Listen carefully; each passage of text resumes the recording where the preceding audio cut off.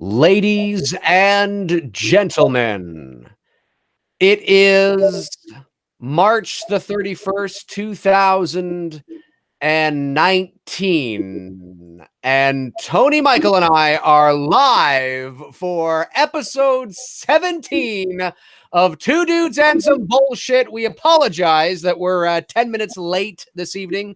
We had some technical issues.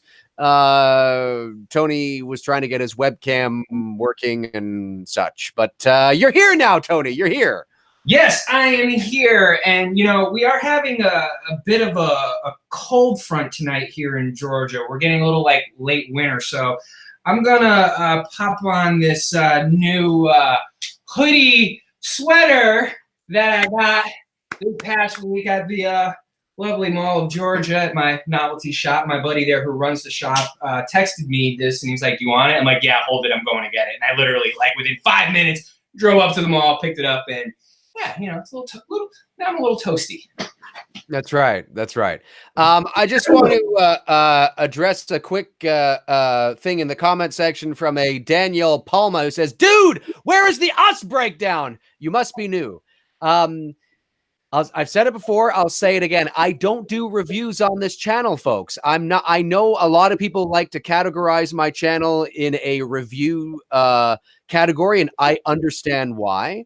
But I don't, in case you haven't noticed, when you look at my channel in the bigger picture, I really don't have a review. Now, there's some movies that I'll tend to talk about because I feel passionate about it, but I've actually yet to see Us. So, and when I see it, if it affects me emotionally in a certain way where I really love it or I really hate it, then I might want to get online and talk about it. But the reason why I do that is because I want the creative control to be in my hands and not set any unrealistic expectations for you guys. If I start reviewing every hot movie that comes out, then every hot movie that drops, there's an expectation on me now from you that I'm going to talk about it. And then when I don't talk about it, you wonder where the hell it is.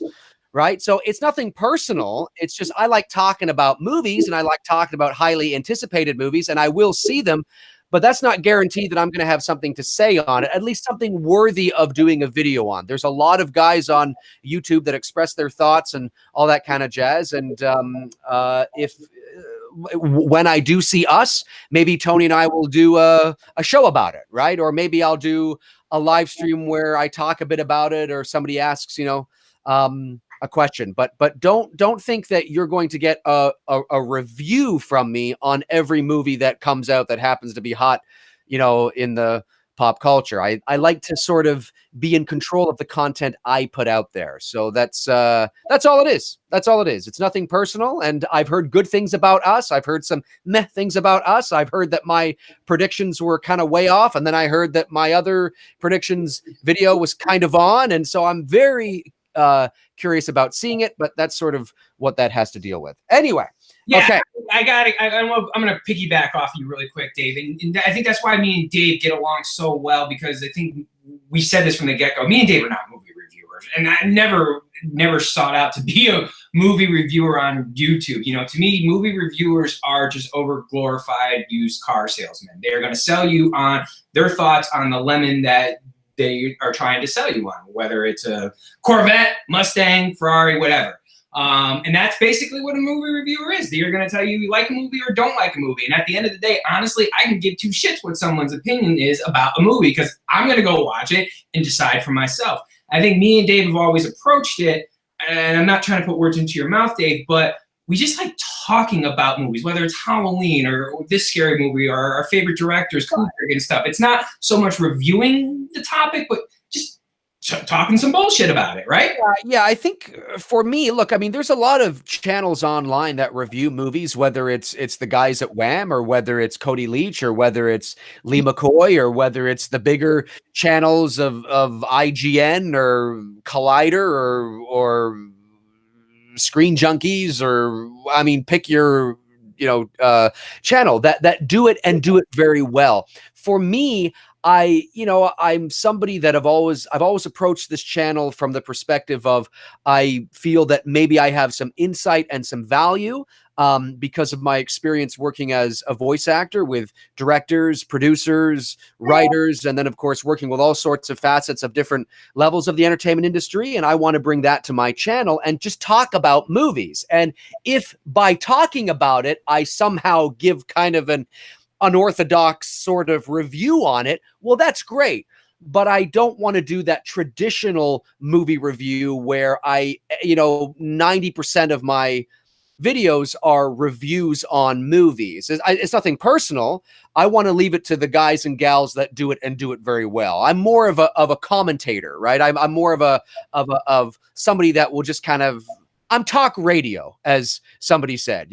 Somebody said one time there was a comment that was left in the comments section where somebody said, God, Dave, you're taking so long to get to the point, and I want to know. And then somebody else chimed in and said, well, if you want fast and easy and to the point, then go watch a movie news channel. If you want entertainment and talk radio kind of vibe and mixed in with some information, well, then you come here. And that's sort of kind of how I've always operated. So. If you want fast and easy, just go to the Sunset Strip out in Hollywood. You'll find a lot of fast and easy out there. Okay? That's right. That's right. But that doesn't mean that from time to time I won't do a movie review per se. It's just I like to be in control of that expectation. Okay, so before we jump into Hereditary, which is what Tony and I are going to be talking about tonight, Tony, we want to briefly just touch on the Annabelle trailer that dropped. You're a big Conjuring universe fan, as I am. I haven't seen any of the previous Annabelle films, but you have. What did you think of this new trailer? It's pretty much what I said all along, right from the get-go, that if you are going to do an Annabelle movie, this is what you should have done. You should have always tied in the Ed and Lorraine Warren characters, because they are the anchor of this franchise, and they are the anchor of that Annabelle story. Not that you don't want to do an origin story, and I'm not minimizing what Sandberg did with his film, because it was a really good film. I enjoyed it. The first Annabelle film had some good beats to it. It's really hard to talk positively about the film, because I thought it just really veered off into a direction that it should never have gone. Based on what I've seen so far, I really like it, and I hope they stick to it. I don't need to see the demon bullshit. That's not going to scare me. What scared me about the concept of Annabelle was the unknown, unseeing it. The little girl. The little girl creeps me out more than the fucking demon does. And it's not really a spoiler, because you see it in the Annabelle, I want to say creation trailer. Yeah, you see it in the Annabelle creation trailer, the demon. I don't need that. Focus on the little girl and give us what we all wanted, which was tying in the Ed and Lorraine Warren character. So based on that alone, in the quick minute and a half we saw, I like what I see. This is what we should have gotten from the get-go, and hopefully we can get a decent Annabelle movie here in a couple months. Dave? Yeah, well, I come at it sort of. I haven't seen the previous Annabelle films. When I first saw The Conjuring, for me, Annabelle served its purpose. Mm-hmm. And I sort of, when I found out, like, Annabelle to me, a little less so. To be fair, a little less so. But she, to me, is in the same ballpark, at the very least, as, like, The Nun. Right. And so they're utility players. Exactly. And they serve their purpose in the narrative for which you're dealing with, but they don't necessarily at all need a movie in and of themselves. And so when I watched the first Conjuring, which I absolutely loved for a variety of reasons, and we've talked about that here on the show, when I found out after The Conjuring that they were thinking about doing an Annabelle movie, I remember thinking, why? She was creepy in The Conjuring. She served its purpose in The Conjuring, and it wasn't, it was too, dull. It was just, I don't need that other dull character. We've had that. So it never really I never bothered to see the first Annabelle film. I never bothered to see Annabelle Creation, which I am aware was supposedly a lot better than the first one. That's great. But that being said, when I watch this trailer, I look at it as, okay, I think for me, my first thought, as I said to Tony before we went live, was in the first 8 seconds of the trailer, I just remember thinking to myself, this is what they should have done from the very beginning. This just should have been the first Annabelle film. You have Ed and Lorraine Warren, so you have the emotional connection to the 2 previous movies. And, you know, it's a bit of a back thing about that doll. That doesn't mean the movie's going to be good. That doesn't mean it's necessary. But the whole idea of going all the way back with Creation, which I understand was supposedly good, but then again, was it a really good movie, or was it just a really good movie in comparison to the previous movie before it, because the bar was so low? So, right. You know, you have to take those things into into consideration as well. So I just kind of feel, you know, I'm just not interested in the Annabelle character, really. I'm more excited for The Conjuring 3 to see where that goes and potentially maybe wraps up the whole trilogy. Maybe not, but that's kind of what I'm more interested in. Annabelle, I just think she's just a utility player that served her purpose, and that's just kind of how I feel about it. Yeah, I agree. And I think the studio realized that they probably, you know, they took 2 big swings and missed hugely on the first one. Sort of maybe, you know, nice, you know, line drive foul ball, right? It was looking good, looking pretty, about to go out of the park, and it kind of curved off. I think this one, they're hoping to hit that home run, and I agree with you. This is, if you were going to do an Annabelle film, this should have been the one and only one, because really Annabelle's story is tied to Ed and Lorraine Warren. That's how people know of it, because the doll's been in their possession, no pun, this whole time since whatever, back in the 60s, and in their home. So why do, like, look, I thought what Sandberg did as far as his creativity and thinking outside the box and creation was really good. So I'm not minimizing it and discrediting it, but we didn't need it. Just like the first Annabelle film, we didn't really need that. Now you want to tie a story in with Ed and Lorraine, totally signing up for it. And a part of me feels like this is Conjuring 3 and we're getting a Conjuring 4, even though that's not how they're calling it. But when you see the 2 key characters of Ed and Lorraine in this, your mind immediately is going to go to, it's a Conjuring film. It's right, not Annabelle. So yeah, like what you said, everything I saw in the trailer gave me exactly what I wanted. I'm psyched for this movie now. Hopefully it delivers, you know, but it's hard to say. It's kind of like the next topic here, I guess you want to briefly talk about, which I see people commenting, like Kyle Sanders here, so hyped about Mark Hamill is playing Chucky.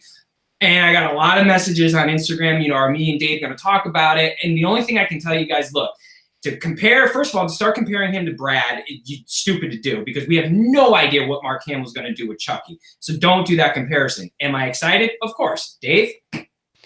Yeah, I've got a lot of messages about this. Obviously, I'm aware of it. My thoughts on it. I don't know what my thoughts are, to be honest with you. They're not negative thoughts, right. But I just sort of, when I heard it, I thought, oh, okay, yeah, okay, cool. You know, but I'm not, I don't know. I feel like people are expecting me to, well, hey, wow, and it's just kind of like, well, I mean, it's good. I mean, it's better than casting Betty White. I mean, you know, I'm sort of, I mean, obviously I'm being satirical to make a point, but look, I don't know if I'll do a video on this. People, I think because I'm a voice actor, people think that it's a natural fit for me to do a video on it, and maybe I will. So look out for that. I probably will. Maybe I'll do it tomorrow or Tuesday or something when I have a bit of time. But I'll just say this for those that desperately want to know my thoughts. I think it is a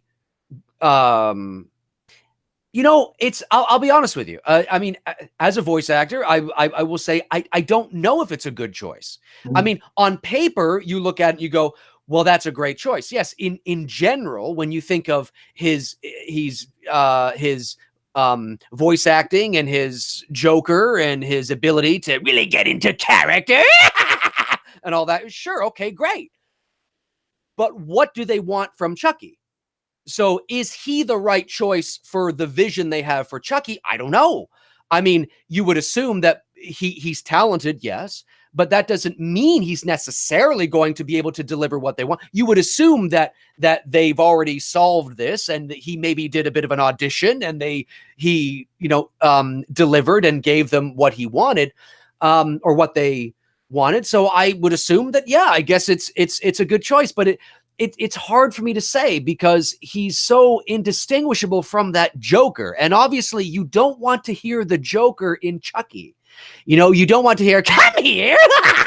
You don't want to hear that. because the whole movie you'll be thinking, oh, that's the Joker. So what is Mark Hamill going to do? I don't know. Are we going to hear Mark Hamill? Is it Mark Hamill just maybe a bit gruffer? Or is it, I don't know. Like what is it? So on paper, because he's talented and because he has experience, yes. Yeah. It in theory is a very interesting choice. And I look forward to this. And I'll talk more about this in depth from the voice actor perspective if I do a video on it. But if there's an expectation that I'm supposed to be losing my mind, I don't know yet. I mean, if he brings the same performance in terms of dedication and passion to whatever the voice they want is, if he's committed to the role and he loses himself in the character, because what people have to understand is that voice acting is about building character. Okay, especially when you're doing animation or of any such, it is voice acting. It's not about the voice, it's about your performance and acting abilities. And so if Mark Hamill can get lost in the character, whatever character that is, and really commit to it and just bring something great, then I have no doubt that he'd do a good job. But there's not necessarily anything proprietary about it. So what I mean by that is, could other people deliver the same type of, when I say other people, I mean other professional voice actors who are just as talented. Could they? They might be able to, yeah.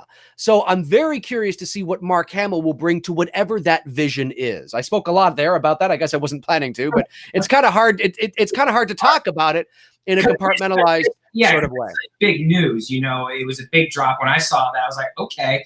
And like you just said, there's, not to use a sports analogy, but there have been many times where even in the early 2000s where the New York Yankees on paper looked like to be the dominant team, but didn't win the World Series that year. That's right. Gonzaga, perfect example. College basketball, they just got eliminated from the NCAA tournament. They were one of the heavy favorites to win the whole thing this year. And, so anytime something looks good on paper doesn't necessarily mean it's going to deliver in the final results. Look, Mark Hamill as the Joker, phenomenal, voice actor for the Joker. I love his animation of the Joker.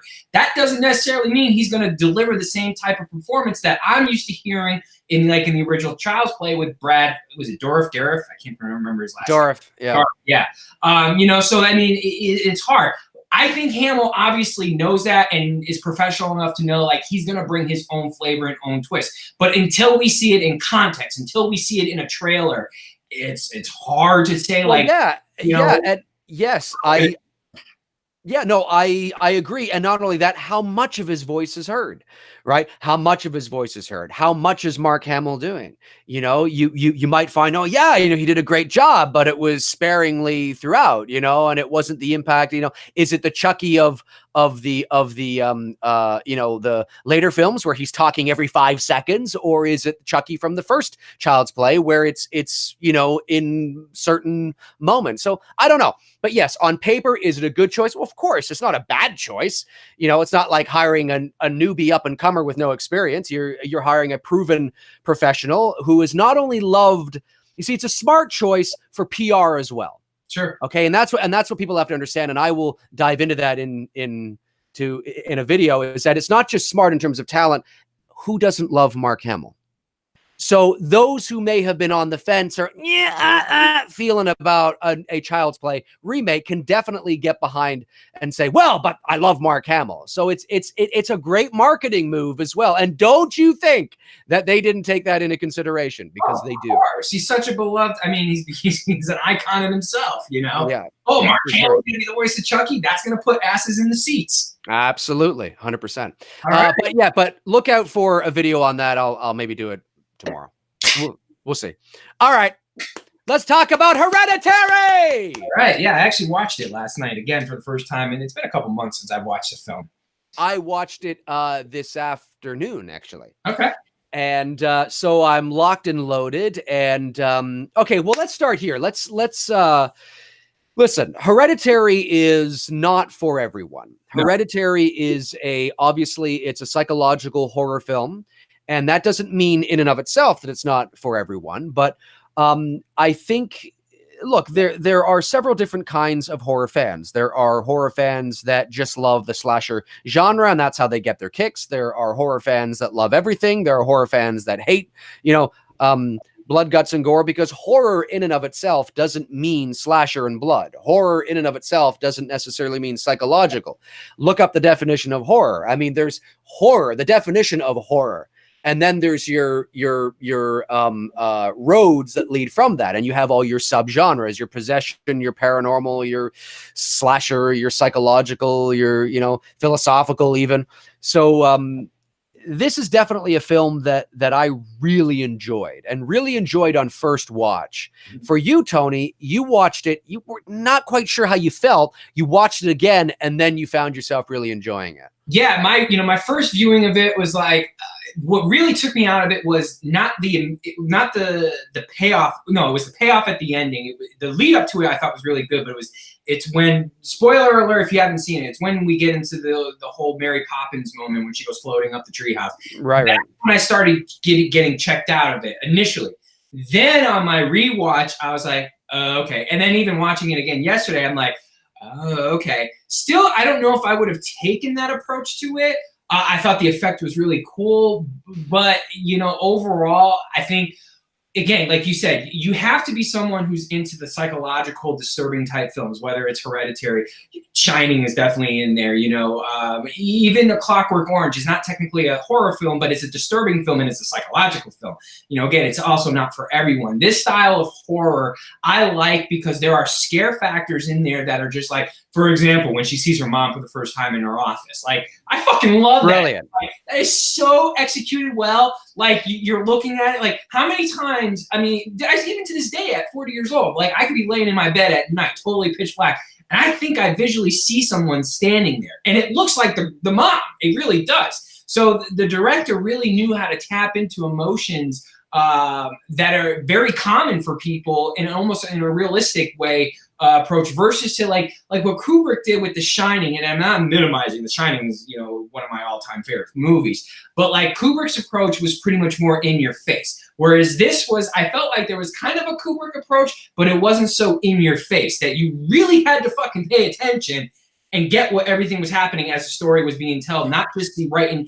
Like, for example, I didn't notice it until my second watch, the spider crawling scene with the mom behind the little boy. Fucking missed it the first time around. Saw it the second time, like, okay, and that's where the movie started to grow on me. Yeah, look, I mean,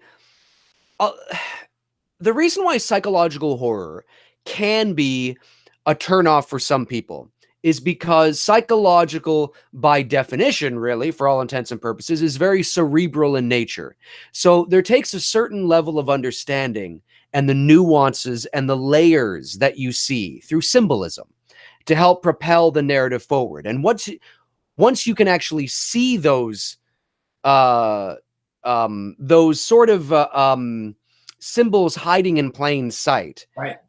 And I've learned so much, even like watching these types of movies with my girlfriend is great because she's really into the psychological horror aspect. She's not a horror fan, but if you mention Shutter Island to her, she'll be there in a heartbeat to watch that. Right. So there's certain, but she's very good at sort of picking up on those things, and I've been able to sort of learn through her and appreciate even certain things even more so than I already have and already have done, and so it's not that psychological films are boring, but they do take a certain amount of understanding the nuances hiding in plain sight, I might add, that help give context to what's going on and helps you appreciate things that are happening that are really creepy. Listen, it's not that a guy coming after you with a knife isn't scary. It's scary, yes. But I've said this before and I will say it again. Nothing is scarier than the unknown. And when we're dealing with a family that seems, obviously they don't seem that in the movie, but to other people, we've always heard those things where you hear, Bob was, he seemed like such a nice guy and I don't know how. And then, you realize that they're talking about this guy, Bob, who seemed nice, but he murdered his whole family.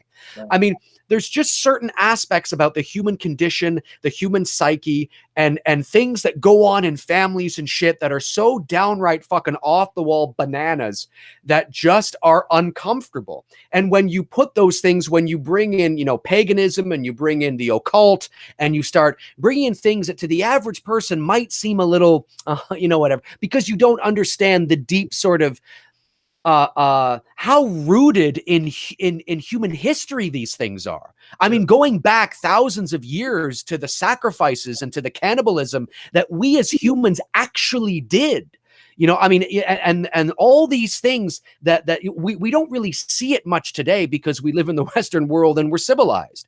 But a lot of the practices that you see happening in Hereditary, or what they're alluding to, is real shit that people believed in. People believe in that kind of stuff. There's people that believe in these gods and in these demons and practice this stuff. And that in and of itself, it's like Rosemary's Baby. Okay, when you watch Rosemary's Baby, it's a similar kind of movie. There's a lot of people that don't like Rosemary's Baby for the same fucking reason. It's too boring. I don't get it. No, it's not. Yes, that is why. It's not that it's boring. It's just that you don't get it. Right. It's because you don't understand the history and the layers and the symbolism that is surrounding the narrative that helps you appreciate things that much more. And The Shining is another one. There's lots of people that don't like The Shining because they think it's boring. But when you understand the things that Kubrick has implemented and the things that are going on, oh my God, you'll never look at it the same again. Right. Watch, I mean, I'm planning on doing a Shining video eventually, but just YouTube on your own at some point when you have, you know, an hour or two to kill, Shining symbolism, and watch some really great videos. You'll walk away going, fuck, I didn't even, holy shit, I never even thought about that. And it's deliberate. It's there. It's absolutely there. But the reason why you're not supposed to realize it subconsciously is so it seeps into your unconscious. Right. Okay. And that's what a lot of these psychological films are all about, are things that tap into your subconscious. So like things like, for example, I'm just trying to think, in Hereditary, I wrote some things down here because I didn't want to spot. Saying, you know, for me, when it comes to horror films, you know, other than the big five, and when I say big five, when it comes to like the slasher genre and the blood guts, you know, really for me, it's only Michael, Jason, Freddy, Chainsaw, and Chucky. And I guess I can throw Ghostface in there for Scream. So it's really like, those are the only ones that I watch. I'm not a big, like, you know, I watch a ton of, you know, blood and guts, even though I've seen a lot of those movies, but those aren't really like my go-to. The go-to movies for me, a lot, like you just said, are Exorcist, Rosemary's Baby, Hereditary, Shining, psychological, like, I want something to get into my fucking mind, and it's going to make me think, and it's going to give me the fucking heebie-jeebies, and like, that's the kind of shit I want. That's, you know, I mean, when someone's getting diced up on screen, it's like, all right, well, that was cool, you know, and move on to the next. Even like people are noticing it within my photographs. I do take photos in that same type of context. I want to creep people out. I don't want to gross them out. I want people to look at my photos and go, fuck, that's disturbing. I have a hard time watching this or looking at it, you know? So I agree with everything you're saying, you know, when it comes to defining horror and what makes a horror film. It's not always about the blood and guts and the slasher. And I take nothing away from anyone who's just, that's their thing. If that's your thing, awesome, you know? Right. Dale Bergman here says, I hate it when people say that you disliked a film that they didn't like because you didn't understand it. That's very arrogant. I agree with you. But where somebody might be coming from, when you might give that impression to somebody, is that you have to articulate why you didn't like it. You can't just say I didn't like it because it was boring. You have to be able to say, what didn't you like about the movie? And if you can actually quantify what you didn't like, and you can say, well, I didn't like this because of this. When you understand the context of what's going on, if you understand what Hereditary is about, and you can say, well, I didn't like it because I don't, you know, and you can talk about the details in the movie, then the other person can say, well, I can understand. Okay, cool. But if you just say, I didn't like it, and the other person says, why? And you say, well, I just didn't like it. Well, then they have every right to say, well, then I guess you didn't understand it. And then you say, well, that's very arrogant. Well, tell them, well, if you understood it, if you understood the movie and you didn't like it, that's fair. That's totally fair. But if you didn't understand it, it might be the reason why you didn't like it. Like, they're not mutually exclusive is all I'm saying. But I agree with what you've said. It can be, but then you have to articulate what it is about it that you didn't like specifically. And if you can do that, then that's the difference between having an informed opinion and just having an opinion that has no basis to it. And that's what I really liked about Hereditary, because in my first watching, I was like on the fence. I was like, do I like this film or do I not like this film? And I didn't know why. Yeah. I watched it again. I'm like, no, I like this film. Because a lot of the things that I missed the first time around, I caught, and everything started making sense. And it was, you know, so. Yeah, like essentially in a nutshell, what Hereditary is about, for those of you that don't know, it's about this family. Okay. And of course, we have things that I wrote down this afternoon, and there's a lot of speculation. So these are all theories, but these are theories based on sort of what I've been able to come up with. Charlie, who's the little girl, right? Her name is Charlie for a reason. Now, why do you think her name is Charlie? There's a very specific reason why her name is Charlie. No, not because of Charles Lee Ray. No, not because of Charles Lee Ray. Her name is Charlie because if you're watching the movie and you're paying... Because of Charles Manson. Right. That's right. No, exactly. Her name is Charlie because if you remember, the grandmother always wished that she was a boy, right? And the demon... by the name of, what's the demon's name again? The demon's name is Payman, needs a male body to inhabit. And right. So, and they know this. And so Peter is really the end game. Yeah. Peter is the end game. He's the sacrifice. He's the lamb. Right, exactly. Now, the demon as of right now is in Charlie. Okay, which is why they call. I'm not saying that's why the family called her Charlie. I'm just saying in the actual movie, that is why it's for the audience, right? Like you watch the movie and you begin to break it down, and you really like why would you call this girl Charlie? It doesn't make any sense. Why would you choose a girl that sort of looked like she looked? I mean, she was a little unorthodox kind of looking. No disrespect, to her. But of course, you could have cast any little girl in the role, but you choose somebody that looks a little strange to the average person, right? And looks not the traditional feminine cute features, right? So you cast a girl that has more of a bolder, sort of unusual kind of look to her, okay? Because why didn't you cast the girl from Pet Sematary? Why didn't you cast the girl... She's not a traditionally cute looking girl, right? Again, no disrespect her, of course. We're talking about the facts. And there's a reason for that. That's a very calculated, creative choice. And then you name her Charlie, okay? And then you have her going all the way through. Now, you could interpret that as a tick, or you could interpret that as that's the other side of her. I believe Payman actually is already in her. And that is the other, that's him coming through. He has this sort of tick, and it's also to alert, spitting up a storm here. My mouth is getting dry. I've been talking all day. It's to alert the audience, us, that there's something a little off with her. That's why we have her sort of doing that. Tony, do you see any thing there? No, I agree. Actually, it's funny you say that, because when I watched it again yesterday, I felt the same way. I felt like, I think the dude is already possessing her, as even from the get-go, right from the start of the movie, that he had already inhabited the little girl's body. And then when the accident obviously happened, it was, beginning to, focus everything. And I wonder if the accident was an accident or if it was something that was deliberately done because of where the payoff was going to with Peter. That Peter was ultimately going, because like you said, he was supposed to, it says it in when she's reading the books there, that it's supposed to inhabit a male's body, that ultimately this is where it was leading to, that Charlie was the temporary thing to get to Peter. And I felt exactly watching it yesterday, and again, that was something I missed even in my first two watchings, and watching it again yesterday going, I wonder if that's the way that was the domino effect that they were going for. Yeah, no, I think it was. She was a placeholder, essentially, and because it needed sacrifice in chess, really. Yeah. Well, they're all pawns, you see. And here's something too. Here's what's great about Hereditary, and something that the average person might not pick up on. I'm not saying you didn't. I'm just saying here's an example of what I'm talking about when we deal with symbolism. So why is she a doll maker, right? She's making these doll houses. She's making all these, tiny things that are almost exact representations of her own life. Okay. So I'm watching the film. I picked up on this the first time I watched it, but when I watched it again, I thought to myself, this is clear to me.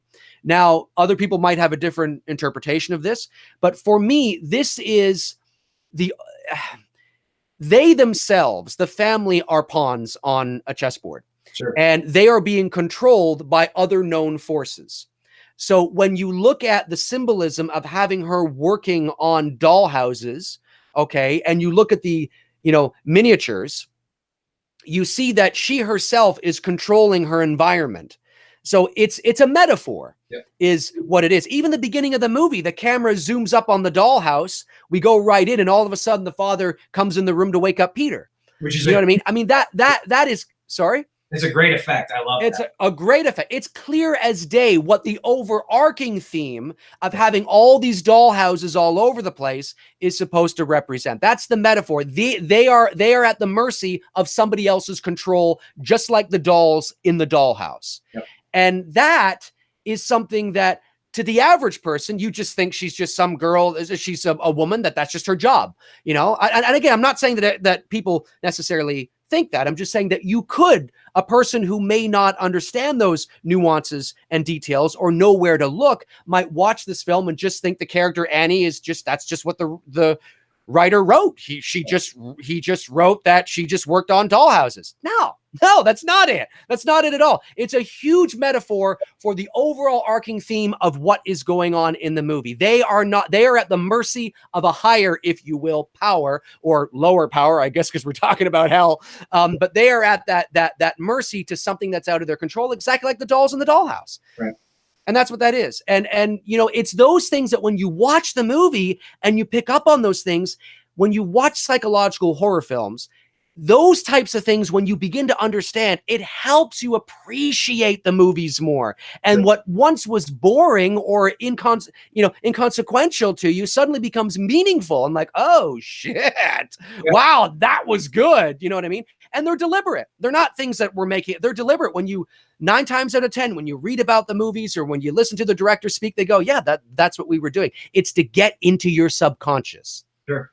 Yeah, and again, not to use chess as a metaphor here, but you could even look at the friend that the woman befriended when she loses her daughter at the meeting and becomes really good friends and shows her the seance that she's doing to communicate with her son. That woman is almost like a knight, a strong knight, that you would use in a game of chess to ultimately lead you into, or to get someone into checkmate. If you're someone like me, if I'm playing somebody in chess, I mean, not to give away all my secrets, but those are my knights, are my 2 key strong players on the board for me, because that's how I play. Now, everybody has a different strategy when it comes to chess, but you could look at that woman the same way, that she was specifically, the knight in this movie that was ultimately going to lead this family down into what ultimately became the checkmate for Peter, to becoming possessed by the king. Absolutely. And, another example again of what I'm talking about, whenever you're watching a film of this nature, pay attention to things that are written on the wall in the background, or in the, take, for example, the very first time we see Charlie in class, what does it say on the board behind her? It says critical thinking. Yeah. Okay. Because that is something, that's the skeptical side of what you need to do when you're talking about spirits or ghosts or demons or whatever it is. You need to be a critical thinker, but that's sort of the counter to what's going on. Then we switch and we go to Peter's class. And what does it say on the wall? And listen to what his teacher is talking about. Listen to what the teacher is talking about during that first introduction to Peter in his class, when he's kind of, checking out the girl. Yeah. But that whole scene there, and even on the chalkboard behind the teacher, you see a bunch of words, and 2 of them are escaping fate. Escaping fate. What is Peter? He can't escape his fate. Right. Peter can't escape. His fate is to become what he eventually becomes. There's all these types of things that when you know what to look for, like the first word that is written on the wall there in Charlie's room. The word is, where is it here? I thought I wrote it down. I know where it is. The word is, when it's written on the wall, is it pronounced Satoni? Satani or whatever it is. Anyway, that's a word. It's a word that is It's a word that is used in rituals. It essentially means, for the Crib Notes version or the Coles Notes version here in Canada, it essentially means to communicate with the dead. Okay, so when you start to, now obviously the average person wouldn't necessarily know that, but if you do a little bit of research and you see those things, it's those there are so many layers to psychological horror films that help push the narrative forward, that those things just make things feel much more fulfilled and make sense, right? And there's a lot of foreshadowing and metaphors in psychological films, at least the really good ones, like The Others, right? And like Hereditary, and like Shutter Island, and Jacob's Ladder, and all these there's a lot of wonderful foreshadowing and metaphors, and The Shining, of course, that when you know what to look for, it's fantastic. Yep. I had some other things here that I wanted to let's see here. I believe that the Charlie's death was fate, because when they're driving to the party, the car goes past the telephone pole and you see that symbol on the telephone pole. The telephone pole where Charlie gets her head chopped off, okay, is that that's foreshadowing. Okay, that foreshadowed the eventual demise of Charlie having her head sliced off by going however fast they were going. It looked like 120 kilometers an hour at the very least, which is something like, I don't know what, 80, 90 miles an hour. So I mean, they were going fast. And that little bit of symbolism is for you, the audience, that, oh, pay attention to this. Pay attention to me. It's not just some random thing out on a pole. It could mean something, and sure enough, it does. Because ultimately Peter has to, he has a fate that he needs to go and well, he doesn't know this, but sometimes there's part of me that thinks he does subconsciously, that he knows what his fate is. He may not be able to intellectualize it, but that he kind of knows. The sleepwalking dream was great. The way they executed that was fantastic. With the ants. She's standing over his bed. Which one? Which scene? Sorry, sorry. The one where she sees all the ants all over his body, and and his eyes are all jammed, and she stands there by saying, like, this is her, because the dream state is your subconscious, and when you are having a dream, a lot of the times you will dream through symbolism. Like, for example, let's say you dream of a woman that you're not attracted to, that you're having sex with, and that's it. No, but let's say this, okay? Let's hypothetically say that you have a dream that you're having sex with someone you're not attracted to. Well, most people wake up and think, oh my God, does that mean I'm secretly attracted to them? No, it doesn't mean that. You have to think about, do you know this person? And if you do, what is your relationship with that person? How do you feel about that person? Like, there's many different layers you have. It doesn't mean that you want to have sex with them. Okay. Like, I mean, there's so many different things around the way the subconscious works, and the subconscious works in symbolism, works in symbols. So this was her subconscious telling her things, like when when she was there and she said things like, I tried to have a miscarriage and I never wanted you. I was forced into having you. I believe that. And I believe that she suppressed that. Yes, her mother forced her to have that kid because the grandmother knew it was a boy. And the grandmother wanted that boy, wanted Peter. Now, she has suppressed this, but I believe that absolutely she knows that everything she's saying in that dream is absolutely truthful. Yep. 100%. 100%. And it's something that she can't admit consciously. But that is definitely the absolute truth. And how he's reacting in the dream is definitely how he feels, or her projection of how he feels, because he's not the one having it.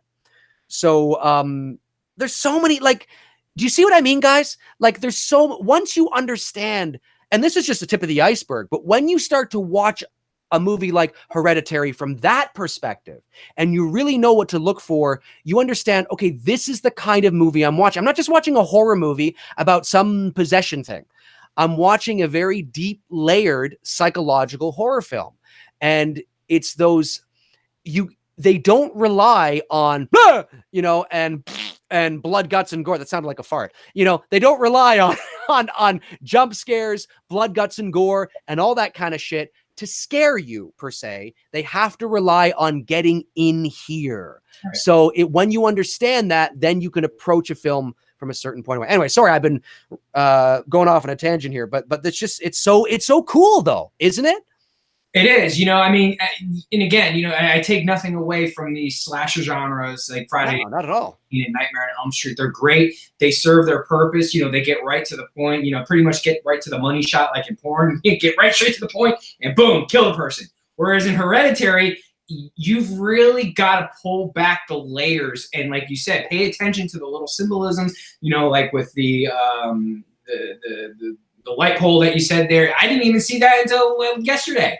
You know, I caught that this time around. I didn't see it the first two times. And like, yeah, it's the foreshadowing, you know, and that to me is what makes these types of horror movies, in my opinion only, more enjoyable to watch. And they are very rewatchable, like a Shining movie or, you know, Rosemary's Baby. You know, I know I've had a lot of conversations with people about Rosemary's Baby, and I don't know how people can like it. Like, again, if you're someone who's looking for the cheap thrills and you just want that money shot, yeah, then you're going to be someone who's into, you know, the B horror slasher films like Meat Cleaver Massacre and all that kind of stuff, which again, I take nothing away from it if you're into those types of movies, but that's not going to make you think, you know what I mean? It's not going to be like, I could have easily done that with my photographs and just had, you know, blood dripping off of the guy that I have dressed up as Michael in the photos and have like a dead body there on the ground. That's not going to make you think. But if I can compose a shot and go, oh shit, you know, and get people to look at it and go, yo, this is fucking creeping me out. That's the kind of shit I like, and that's what I love about Hereditary, because that's in rewatching it. It's like I'm pulling back something new every single time I watch it that I didn't see the first time around. And there's shit that you're talking about tonight. I'm like, fuck, I missed that. I'm gonna have to go watch that again. Yeah. Oh, everything you said is absolutely bang on. And like, here's another example. One of the things I absolutely love about Rosemary's Baby. And Rosemary's Baby, look, it came out, what, 1968, I think it was. It was a time when that's sort of what horror movies were like. Horror movies were not overly sensational with blood, guts, and gore and gratuitous violence. And, you know, it was more of that kind of thing. So to be fair, that's sort of what horror movies were like. Not necessarily that subject matter, but I just mean in terms of the tone and the style. But Rosemary's Baby, for all intents and purposes, is a psychological horror film. And the one thing I love about Rosemary's Baby, which they didn't necessarily, well, you know, they did do this in Hereditary a little bit, was you feel creeped out watching the movie when nothing particularly creepy is going on. Yeah. And that is done through the cinematography, that's done through the pacing, that's done through the score or the sound scape, the sound design. It's done through how quickly you move away from a shot, how long you linger on a shot, which of course would fall into the cinematography category, the angles for which I mean, it's just Rosemary's Baby. I loved how the neighbors that would come over seemed genuinely wonderful, seemed genuinely nice people. And so did Joan in Hereditary. Did she not? Oh, absolutely. But there's one, people will often, I've had this conversation with a few people, and here's another thing to keep in mind if anybody watches it again. There are some people that think that just by the natural sort of way these movies go, you might be able to say, well, Joan is probably not who she appears to be. Fair enough. Usually when you watch these kinds of movies, there's always somebody like a Joan that might end up doing a 180. I get that. I understand that. That's fair. However, let's say, to be fair to the movie, there wasn't anything that Joan was doing necessarily, or anything she alluded to that would have given that away outright, except something that happened during the seance she was happening with Annie. Yeah. So, you know, we're but you could argue and say when we know that something is up with Joan is when Annie goes over to Joan's and she notices the doormat, right? And she realizes that her own mother had made some for her and for Charlie, and then she sees her in photos, and that's when it unravels. For me, I knew something was wrong with Joan during the seance when Annie says, I just want to stop, or, can we stop or whatever? And Joan, who's so into what she's doing, turns to Annie and goes, what? Very sort of like, what the fuck are you talking about? Right. It was very brief, very quick, but it was very unlike the sweet Joan we had come to know up to that point. And then she shifts it back to that. Sorry? And she shifts it back to that. Exactly. Calm down. Because I think she realized, like, oh crap, I can't lose her. I had her hooked. Now I can't lose her. That's what I'm saying. Exactly. Like, using the knight in chess as a strong key player to keep that person in check, and that's basically how that scene plays out. You know, because exactly, she looks at her like, wait, what? Oh, you're not quite here yet. Hold on, let me patronize you a little bit and calm you down, and whatever. So yeah, no, I agree with you. 100%. Yes, yeah, and it's the way she says what, like it's almost very sort of like fuck you. It's very like what, like it's very curt, very what, know, and then she calms down because she realizes she has a job to do. But it's that kind of thing. If you're paying attention, you'd be like, that seemed very un-Joan-like. Like it doesn't seem, it seemed very harsh, and then of course, sure enough, she turns out not to be who she claimed to be, or she left very important details out of the mix. It's a great movie. It's not for everybody. A lot of people don't want to have to think that deeply and look for those things while they're watching a movie like Hereditary. There's things about Shutter Island that I still have not seen, that I still am trying, to figure out. But when when you know what to look for, and when you know how to approach movies of this caliber, or this level, I should say, because not all psychological films or horror films are good. But when the ones that are can be brilliant, because they rely on symbolism that everybody can relate to on some level, but it gets into your subconscious. And nothing is scarier than what gets into here. It affects you even when you don't realize it's affecting you. And those are the scariest. I find the neighbor next door, who seemed like a really nice guy, who I find out he's doing weird fucking seances and cutting it, heads off, and much more frightening than, Jason or Freddy. Not that they're not frightening in their own compartments. They are, right? But a lot of the times it's apples. That's why Michael Myers, people always ask me, why does Michael Myers rise above Freddy and Jason? And it's not just because he's got a cool mask or because he was the first to the plate, or it's because it's the unknown factor. It's the unknown factor. There's no rhyme or reason for doing what he's doing. It's that creepy, that little kid who lives in what seems to be small town, farm town, USA, where everything's supposed to be kosher, everything should be right, good, clean cut family. That's part what I didn't like what Rob Zombie did in his version of it, because it's more scarier when you have this what appears to be normal family, normal kid, and fucking dude goes off the wall and kills his sister on Halloween night. That's the kind of shit that makes it disturbing. It is absolutely. Like, folks in the chat room, is there anybody now watching who really enjoys watching the Dateline mysteries or the 48 Hours or sorry? I love that show. Oh, I love that stuff. And for me, now I can't speak for anybody in the chat room, but for me, if they do a profile on a known serial killer that we've known a lot about, whether it's Dahmer, whether it's Bundy, whether it's Manson, not that they're not creepy and not that it's not fucking creepy and weird, but I find some of the most creepiest, unsettling shows that they do are the shows that begin exactly what you're saying. You'll get Keith Morrison on Dateline NBC talking about, in a little town in Indiana, it was a such and such, and they go on about this, and then you realize, and it's all this fucking quaint, normal shit. It's the sensational in the mix of normalcy. That's what it is. It's something doesn't belong. Something is not right. This doesn't belong here. And it is frightening that it's here because you feel a sense of loss of control. Whenever I watch those types of shows, oh fuck, it's scary, man.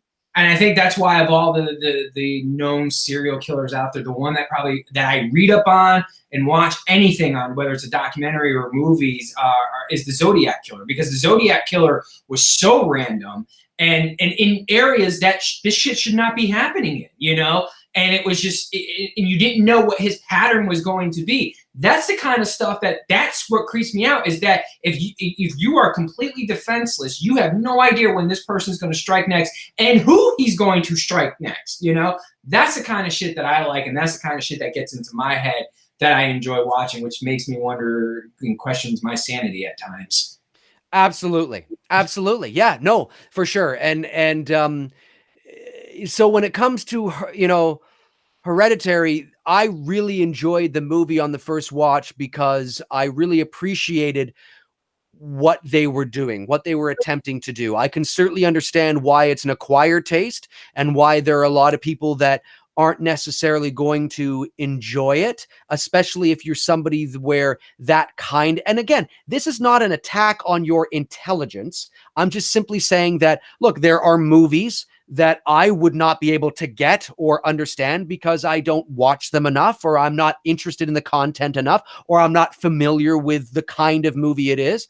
You know, but sometimes if it's not your style of film, you want to like it because you like the mood and you like the atmosphere and you like the whole, possession sort of angle. But if you don't understand the nuances that are driving it forward, it can be a frustrating experience for some.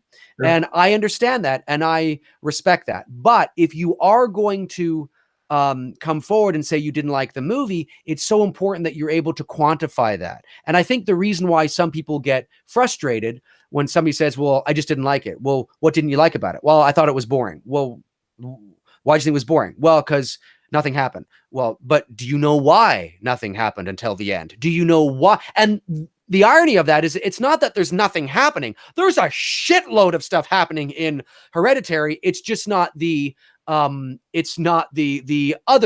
subgenre of horror style of shit in your face. Right. So it's, and it's not an elitist thing. It's not like, oh, you just don't understand it. Not at all. It's just, it's a little more cerebral. So you need to be able to tap into that part of your, or you have to want to be able to tap into that. Yeah, it's great. And of course it was distributed by A24. And, I mean, I felt, look, just watching it again, I didn't feel as creepy watching it the second time because obviously I knew what was going to happen, but definitely watching that first movie, watching Hereditary for the first time it was creepy as hell. Yep. No, very creepy. I agree. Yeah. Anything you want to add to it? Well, I saw somebody in the chat room there mention something about a sequel. No, of course not. Hereditary doesn't need a sequel. There's no need to do a sequel. These kinds of, The Exorcist did not need a sequel, even though I know there were. The whole point is these are one-off films. Their stories are compartmentalized. Their stories are contained. It serves its purpose. That the shocking ending of The Exorcist, or the shocking ending of Shutter Island, or the shocking ending of Hereditary, or The Others, or whatever, Jacob's Ladder, they don't need sequels because they're not designed to start a series. That's what I felt about Silence too, of the Lambs. I felt like there was no need to do sequels to that. 100% agree. Listen, this is a psychological horror film. In order for the shtick of the cerebral angle of these types of subgenres to work, in order for there to be a series created, you have to then open things up and start explaining things.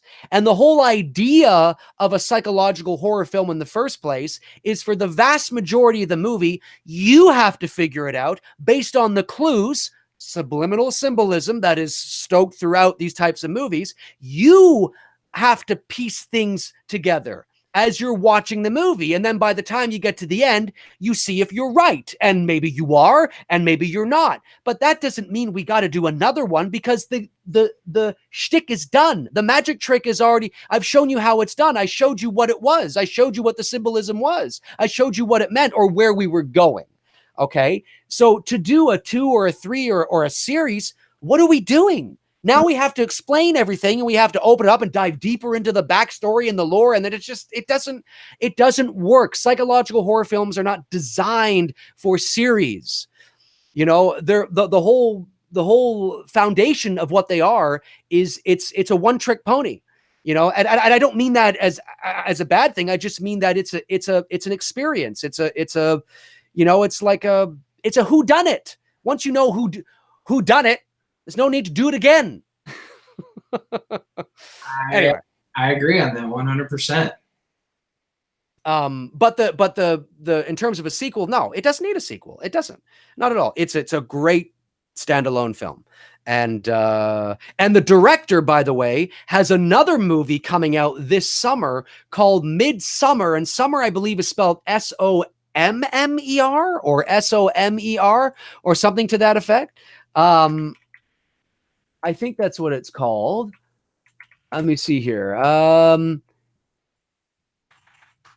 Yes, it's called, yes, it's, oh,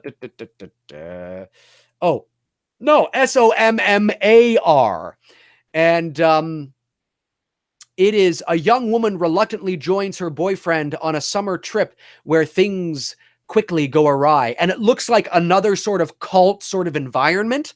And the trailer looks, yeah, I mean, I don't know. Is it going to be good? I don't know. But it's directed by the same guy that did Hereditary. It's also being released by A24. And I quite enjoyed this first trailer. It comes out August 9th, Midsummer. And Summer's SOMMAR. So maybe that might even be the last name of somebody.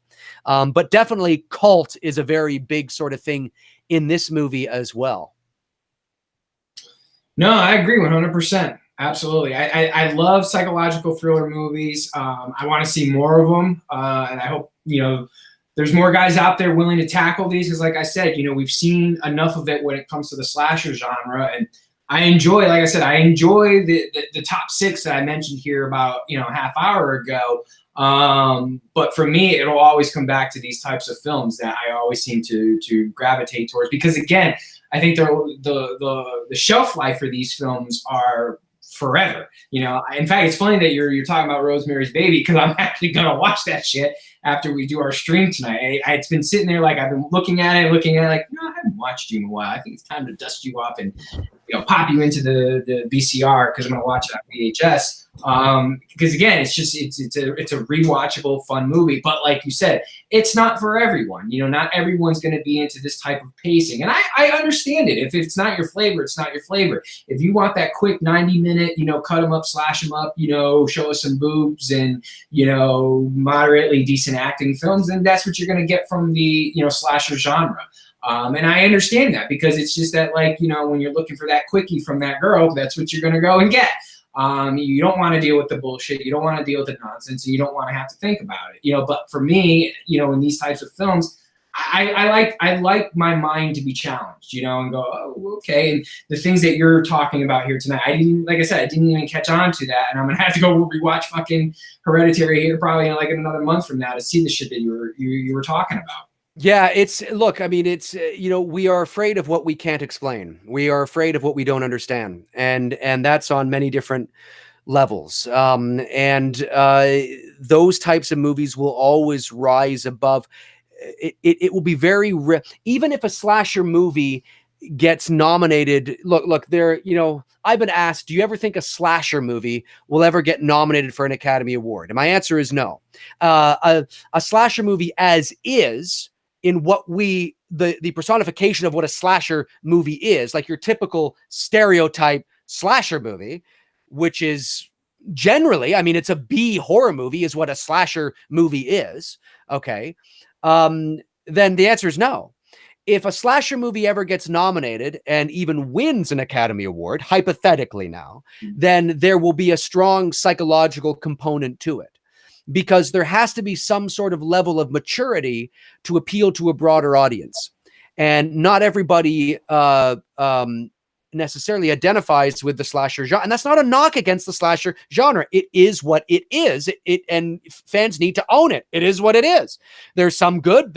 Most of them are garbage. And then there's a couple that are really good, and but when it comes to, the human psyche and the human experience and tapping in to the human experience on a deeper level, on a broader scale with everybody, it is the other subgenre of, and again, there's certain levels of psychological, right? It's not like The Others was this deep, really layered psychological horror like The Shining. There's even layers within the subgenre of, psychological. But it's always those kinds of movies that are going to appeal to a broader audience because they speak to everybody's psyche in terms of what we're all afraid of the unknown. We're all afraid of what we can't explain. We're all afraid of what we don't understand. And that's why that subgenre will always have a more broader appeal. Not necessarily appeal to everybody, but have a more broader appeal. And that's why Get Out, for all intents and purposes, was more of a psychological sort of horror. It's why Us, even though I haven't seen it yet, I know is a psychological horror film. So it's those kinds of movies that will have a much more broader appeal. And there's many reasons for that when it comes to the human experience and what we're afraid of and what we don't understand. And whenever I see that implemented into like a Conjuring or an Insidious, it's brilliant. Like one of the fucking scariest things in Hereditary, I agree with you, Tony, is when she sees her mom, off the court. Like and it's nothing. It's just the way it was done, and it was nothing. Another great moment is when Peter wakes up in the bed because he hears right. He hears it twice. The first time, and he gets up and he's looking around the room. There's no music. It's suddenly done through the POV. We suddenly become Peter, and he's looking around the room. It's quiet. There's no music. And he focuses on that on his jacket on his chair, or something. And then the little kind of mound of clothes behind, and it's just focusing on it. And then it cuts and nothing happens. It's brilliant. That's brilliant because you're quickly put in the same position as Peter. And that kind of stuff will, because it affects everybody the same way, and it does. Again, I don't want people to think I don't like slasher. I do, but it doesn't have the broad appeal because there's reasons for that. True story. It is a true story. It is a true story. Let me see here. I want to see. Hopefully I didn't forget anything. Let me look here. Did I forget anything? Last things I want to mention: the sleepwalking, the Joan interactions, Peter hears the clicking, knows the symbol on the light pole, and you see that symbol a lot, of course, throughout the movie. That is actually the real symbol, I believe, of Payman. I actually think it is. I think you can look it up, and I think it has something to do with that. There's other things, but I think we've sort of nailed the crux. Yeah, I think we've sort of nailed the crux of why people appreciate Hereditary on the levels that they do and that we do. And hopefully those of you in the chat room that did not like it, hopefully have been able to at least see some context for why we did and why there were certain aspects in there that we could appreciate. And maybe give you guys a different look to even rewatching it again, because I'm with you on that. Sometimes I have these conversations with people and it's like, I feel like it's not even junior high school conversation. I feel like we're in grammar school and it's like, I don't like that, or I don't like this band, or I don't like that band, or I don't like this movie. It's like, well, okay, why? Look, I understand certain movies are not going to be your cup of tea. That's fine. I get that, and I understand that people are just not going to be in this, into this type of genre and film, and that's every right to. But to just flat out and just be like, I don't like it. It's like, well, okay, well, why don't you like it? And to your point, and to the point that we were making sort of a while ago, I forget who it was now that said I don't like it when I say I don't like a movie, and the other person says, well, you didn't like it because you just didn't understand it. I think that's very arrogant. And I think that's a very fair point that this person was saying. However, if it's true that if it's true that it's not that you didn't understand it, then you have to explain Hereditary. You have to be able to prove that you understood it, and that wasn't the reason why you didn't like it. Because if you can't explain it, and if you can't explain Hereditary, and you can't explain the nuances and the symbolism and the occult and what it was talking about and who Charlie was and what Peter was and how they were together and why she was not really the one, if you can't explain all of that, then we're left to assume that the reason why, the potential reason why you didn't like it is because you didn't understand it. And that the probability factor goes up that maybe if you did understand it, you might not necessarily think it's the greatest thing since sliced bread, but maybe it would help you to appreciate it a bit more. So although I agree in principle with, I don't like when people say that, of course, who likes that, right? Because it makes you feel kind of like, it feels patronizing. I get it. But then you have to be prepared to say, well, no, look, I understand that there was this, that, and the other, and you dive into it, but then you explain a counter argument and say, well, I just think it was like this and this, that. You have to be prepared to do that, because if you're not, then we're left with no other conclusion than you just didn't understand it.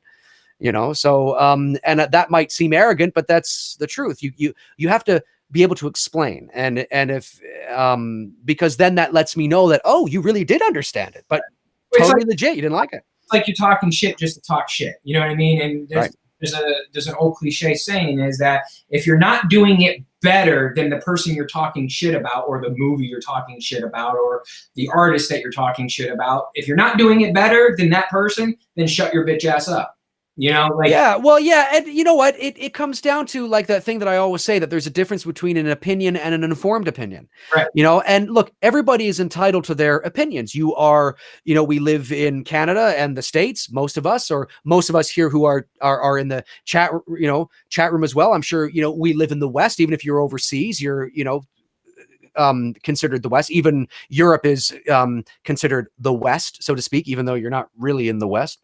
But so we are fortunate that we have a certain level of freedom, and we can express our opinions and not be hung for it or hanged for it, I should say, and all that kind of jazz. But however, having said that, there is such thing as an informed opinion, and informed opinions are those who understand all the nuances and the details. They have them, and they can make an educated opinion, which sounds informed. And then that you understand everything, and you can come to an actual conclusion. You're coming from an informed opinion tends to come from a place of facts, and just an opinion, generally speaking, tends to come from a place of emotion.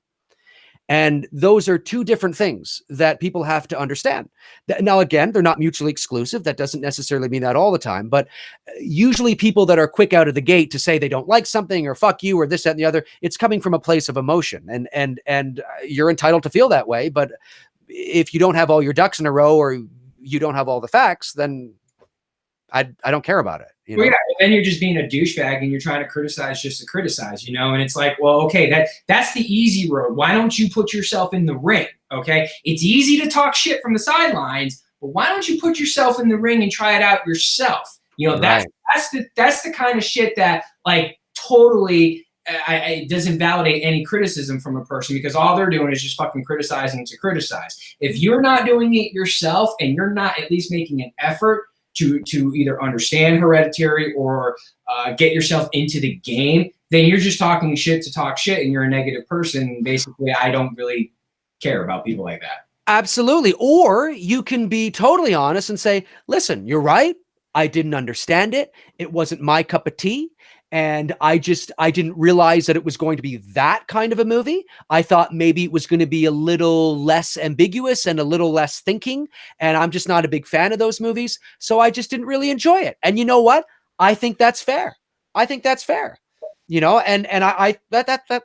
I totally think that that's fair. Because we live in the day and age now where people are like, just from like watching a fucking trailer, people will get like, you know, all bitchy, like, oh my God, this looks like shit. It's gonna be like crappy. You haven't even seen the fucking movie yet. You know, we're in this like pattern where people are quickly to just criticize something and be negative about something. And I sit back and go like, well, what the fuck are you doing?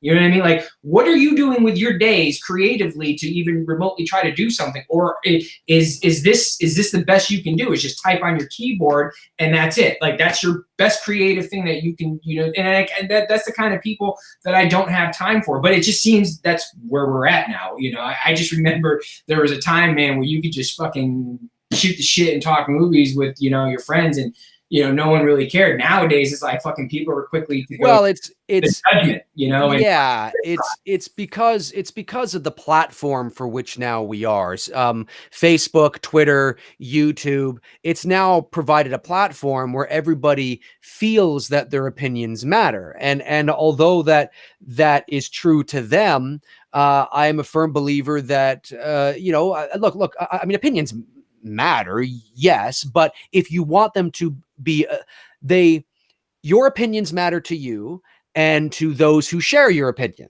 But if you want your opinion to have weight and matter to sort of more broadly and have some impact and real sort of like, you know, meat in the sandwich, it has to be an informed opinion. Right. And like, I mean, I would never even begin. That would be like me saying something like this. Okay. You all know who are watching. You all know that I do not. I'm not a big. Sorry, I wouldn't say I'm not a big fan, but I don't know a lot about the Marvel Cinematic Universe. I know about filmmaking, of course, and I certainly can talk from that perspective of what I think DC did right and what they did wrong and what you know, all that kind of stuff. But I couldn't talk about all the characters or anything. Okay, so that would be like me saying, watching a trailer and saying, well, I think that's fucking stupid. Or watching a movie and saying, well, I think, why that's just fucking stupid.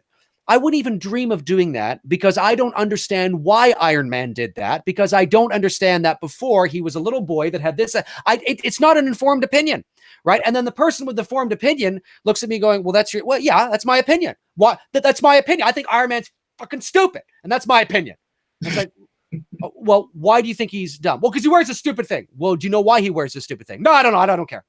Yep. You know, so it's that sort of, that's an extreme example. It's not even really a good example, but I just mean it's that ballpark of when you know facts, when you are coming from that place, that doesn't mean you're going to change your mind.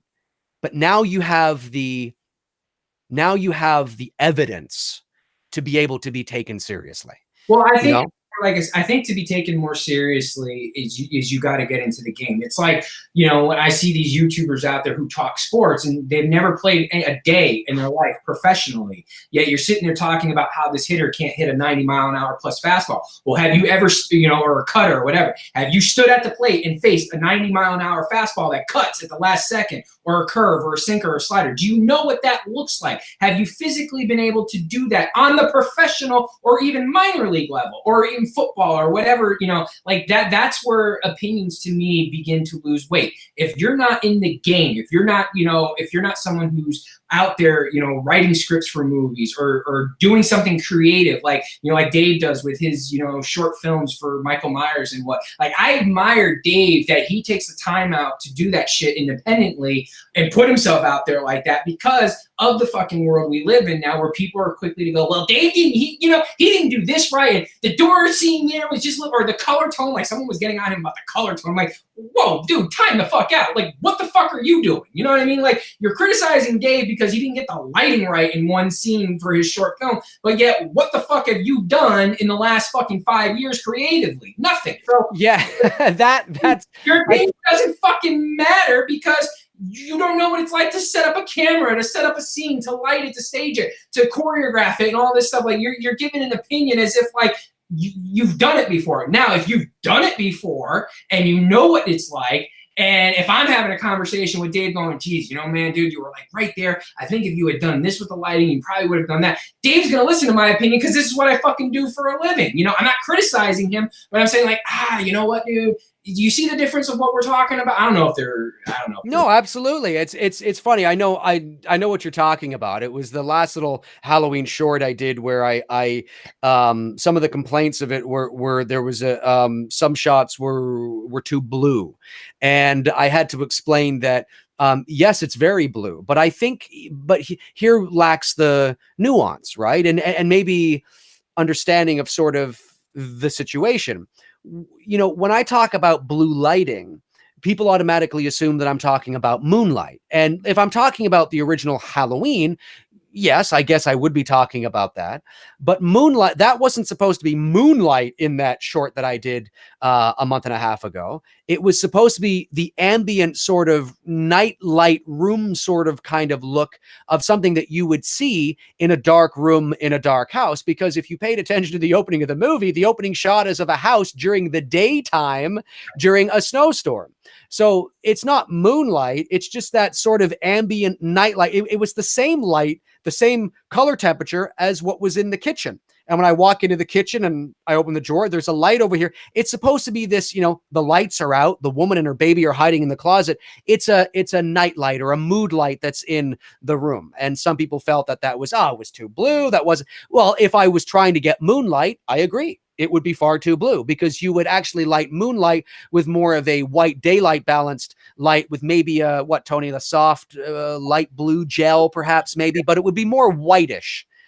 A whitish blue, not so blue, if you know what I mean. It's just like my point was, and it wasn't to deviate from what we were talking. And in a way, it is like talking what we've been talking about here with Hereditary. Is that you can criticize something, but if you approach it from just like, oh, I didn't like this or I didn't like that, it's just like, well, okay, but do you understand what the filmmakers were doing here? Even in that opening sequence with the dollhouse and how they came into a shot like, do you understand what it takes to create a shot like that? Or when her head rolls off and turns into a basketball or a soccer ball, whatever it was. Do you get that? Or like you said, do you get why they were putting all these symbolisms, can't talk, in the film throughout the entire movie, or just the creative different shots they were doing throughout this entire movie? Like, do you get that? Do you know the process that they went through? No, you're just gonna, this movie sucks and that's it. Well, okay, if you don't understand then what the process was they were going through, sorry, your opinion doesn't fucking matter. I don't care how you try to justify it and what you try to say. If you don't get in the game, that's what I think of your opinion. Yeah, no, I agree. I agree. I've become sort of desensitized to it, really. I think it doesn't look when you start to put your face out there, and for the most part, I've been very sort of the anonymity of what I do as a voice actor is quite nice. And most of you in the chat room have probably heard my voice many times over the years, but you would never have known it was me. And I actually like the anonymity of that. And when I started to put my face out there on YouTube, because I wanted to talk about Halloween and I wanted a platform where I could talk about that and movies and my passions, of course, you start to put yourself out there. And I knew going in that there would be some pushback from people. 98% of the people I think have been great. Like all you guys in the chat room right now are fantastic. I think you guys are awesome. But every now and then you get somebody that comes along and thinks they're trolling, I guess. I don't even there's a lot of people that I see things and I'm like, I guess that's somebody who's trolling, but it's not what I would perceive as even a good troll. I don't even like it. It's embarrassing. I feel sorry for the person. So I tend to, there are a lot of people that I think have tried to get under my skin, but I have pretty thick skin, so it doesn't really bother me. So the only time I will respond to somebody, I'll never respond to a troll, but the only time I'll make an effort to remember to respond is if somebody gets something factually incorrect. So if I say something in a video and then somebody in the chat room, or sorry, in the comments will say something like, why did you say, 1979 when clearly I said 1978? So I will just make a quick thing and say, well, no, actually I said 1978. You need to watch you need to watch the video again. So I'll tend to correct facts or incompetence, but in terms of trolls, I troll all you. That's why it's there. I don't remove them. You're free to do that. By all means, knock yourselves out. But yeah, so I agree. I agree with what you're saying. And in terms of Hereditary, to bring it all home here to Hereditary, before we jump into the chat room, I enjoyed the film a lot. I not necessarily because there was anything proprietary about it in terms of necessarily completely original, but it was a very smart movie and it was creepy. And in a world where we don't get a lot of films like that are done that well, I give my hats off, and I thoroughly enjoyed the experience. I thoroughly enjoyed Toni Collette's performance. I thought she was great. I enjoyed the casting of Charlie. Like I said, no disrespect to the young little actress. She's adorable, but again, like I said at the beginning of the feed, she's not traditionally cute. So I thought that was a brilliant, a brilliant choice to do that because of the symbolism. In 2019, what are you doing, Dave? Well, sorry, it's a fact. You know, that's why I just said it. We all think it. So, and it's no disrespect. We're talking about but it's not just I like that they cast her. No, I like that they cast her because of what the character meant to the movie, of what she was representing in the movie, of who she was in the movie. She was payment. Until her head was cut off. And then, of course, they had to bring her back with Peter in the room and the whole, anyway, it's a whole thing we can get into again. But I enjoyed it a lot. I thought it was good. I thought it was good. So let's go over to the chat room. And because I said I would in the comments section, I responded to him. Jason Myers, he had asked a question way early on, and I said we'll get. Okay, sure, yeah. Take it away. He wanted to know about our opinions on Jordan Peele saying that he would never cast a white male as a lead in his movies. And the only thing I'm going to say to that is, like, you know what? If Disney and Marvel came up to him and said, hey, bro, could you direct an Avengers movie? I'm going to love to see what he would say. No, out of his pride, bullshit. Of course he is. He's not going to recast Chris Evans and RDJ and, you know, the rest of the cast. I mean, he's going to have lead white actors in that movie. So I think it's all about the context of his comment. Like, look, if for his independent films like Us, you know, yeah, I mean, he casted a white lead actress and Get Out, so he's already sort of being a hypocrite. I don't know if he just meant it just in the male part, but you know, his female lead in Get Out was white. So, and his leading supporting actor in the film, the parents were white as well too. So, you know, as far as his independent films, you can do whatever the fuck he wants. It's not, you know, no skin off my back. As a photographer, I've just never been one to care about who I'm photographing. I was one of the first photographers in Atlanta to photograph a gay wedding. I mean, I was contracted to do a job, and I did my job. One of my best friends who's a skater here in Georgia, and you guys will see here over the summer months on Instagram, I photograph him. He's African-American. He's a fucking phenomenal skateboarder, 10 times better than I ever was at his age. You know, I just never looked at like who I'm going to photograph and whatnot. But if that's how he feels, you know, and his comment was like, we've seen that before. Oh, okay, then that's how he feels. But like I said, let me hear him say the same shit. If Marvel and DC approach him, Marvel and Disney approach him and say, hey, dude, we want you to do an Avengers movie, then I want to see him still hold true to those values. And that's all I got to say about that. Yeah, look, I think obviously I read the article, I saw the headline, I saw what people were saying. We live in an outrage culture, we live in a knee-jerk reaction culture, and if the headline or if the quote was simply about the white people thing and that was it, then I would question it. But when you read the entire article and you read what he's saying, agree with him or not, we have to, you know, we have to sort of get to the crux of what he's saying. And what he is basically saying is that it's not I didn't read it as a racist thing. Right. It's that no.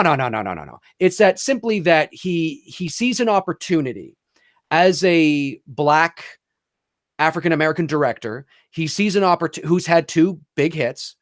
He sees an opportunity to help push, and I actually don't see anything wrong with this. Hear me out, folks, because I know people are, you know, the kind of culture we live in. I agree that we should have more representation of the diverse culture we live in. Absolutely. In photographs, in media, in commercials, in whatever the case is. The problem I have, and I've talked about this with a lot of people who I know who work in the industry, my best friend Bruce, of course, who's half Egyptian. And we've had this conversation a lot. It's one thing, and it's okay to do this every now and then. I don't think there's anything wrong with it. But if you really want to be, if there's a certain culture that wants to be seen as just part of the just normal, right? It's like, we don't look at it and think, oh, that's weird seeing a black family in this movie, or, well, that was weird seeing a black family in a Coke ad, or, we don't want that, right? I don't want that. You don't want that. Then you have to start putting them in positions where race becomes irrelevant. Right. And so with something like Us, as far as I understand, Tony can speak to this because he's seen it, but I haven't. Whereas Get Out was black and white was part of the narrative. With Us, it could have been a white family. It just so happened to be a black family. And that's good. It is. That's really good. That's good. And that I'm okay with. And if Jordan Peele wants to start, putting that kind of thing out there more, where it's the families are completely interchangeable. It just so happens to be a black family in this movie. That's great. I'm all for that, because that's what needs to be done. That's what needs to be done. And every now and then, if you're doing a movie where there is a racial undertone, or there is a movie about something very serious, and there's a very serious message, or there's something that needs to be said, that's okay. But what I don't want to see is Jordan Peele sort of every movie that he does sort of has a racial undertone to it, because that I don't want to see that. I want to see black families and all sorts of races and culture upholding their culture, absolutely, but also becoming part of just the everyday, which is what they want, right? In terms of just seeing a family. I don't care if I'm watching a thriller, it's got a black family or a white family, and that's what we need. Right. And that's great. And that I support 100%. And I agree with you. And not the stereotypical African-American type movies. For example, two of my favorite, I would say, African-American films are Boys in the Hood and Menace to Society. If you haven't seen them, the early 90s films. The Hughes brothers did Boys in the Hood. And can't remember who did Menace to Society, but they were based in South Central LA. You were dealing with the African-American violence that was going on in South Central at that time, the gangs and stuff like that. But that kind of became the norm of what was projected in the African-American community. And that's not really the norm. What I liked about Peele's approach is that you've got this middle class, somewhat moderate, I don't know how wealthy you want to call them, but, moderate wealthy, more wealthier than I am for sure, African-American family. And you're seeing more of that. And that's the kind of stuff that we need to see more of that, rather than the stereotypical role of the African-American who's a gangbanger and, in living in South Central LA. Like, that's not the norm. And I think the projection of how we projected shit over the last, 30, 40 years on screen of that, it does need to be changed. So that's why his comment, I don't think it meant literally. I think I know where he was coming at from the creative side of it. That's why I said if he was ever offered to be a director for a Marvel film, I know he's not going to pass it up, because it's a huge opportunity. Of course not. And Bill Cosby aside, of course, that's a whole kind of thing. But that's why the Cosby Show, for those of you that are old enough to remember, was so beloved, because it put an African-American family in a position that wasn't the stereotype. And this was a loving family, and this was a family that had problems. Yes, these were two very successful parents, a lawyer and a doctor, but they were dealing with the same problems that every family was dealing with. And it was so revolutionary. And that's what needs to be done. I'm not saying that's the only thing that needs to be done. There is certainly a history, especially in the United States, and there's certainly a culture, and there's certainly pride, of course, and there's nothing wrong with that. But at the end of the day, it's that direction. It's that getting rid of that stereotype and just having, because that's what families are doing, and that it's just, we're all, it's not, don't perpetuate the stereotype, so to speak. You know, if you want to have a movie like that, you know, every so often, that's fine. But yeah, I agree with what you're saying. And I think that's the way to go. And thanks, guys, in the chat room. I reversed it. The Hughes brothers did Menace to Society, not Boys in the Hood, and Singleton did Boys in the Hood. So thanks, guys, for correcting that. So, Dave, what's the next question? Next question. Okay, let's see here. Oliver Mercer says, "Hey, Dave and Tony, great show. If both of you had the chance to make a Black Christmas 2, how would you execute it for today? Big fan from the UK." Hey, that rhymed. What did you say? Sorry? God, this movie keeps coming up. Black Christmas. I'm going to be honest with you. I have not. If it's the one we're thinking of, I have not seen it. The one I'm thinking of is the Silent Night film. Is it the same one or no? Because I get these. The Black Christmas takes place in the sorority house with Margot Kidder. Okay, then that's the one I'm thinking of. Yes, that's Black Christmas. That's Black Christmas. Would I do a sequel to it?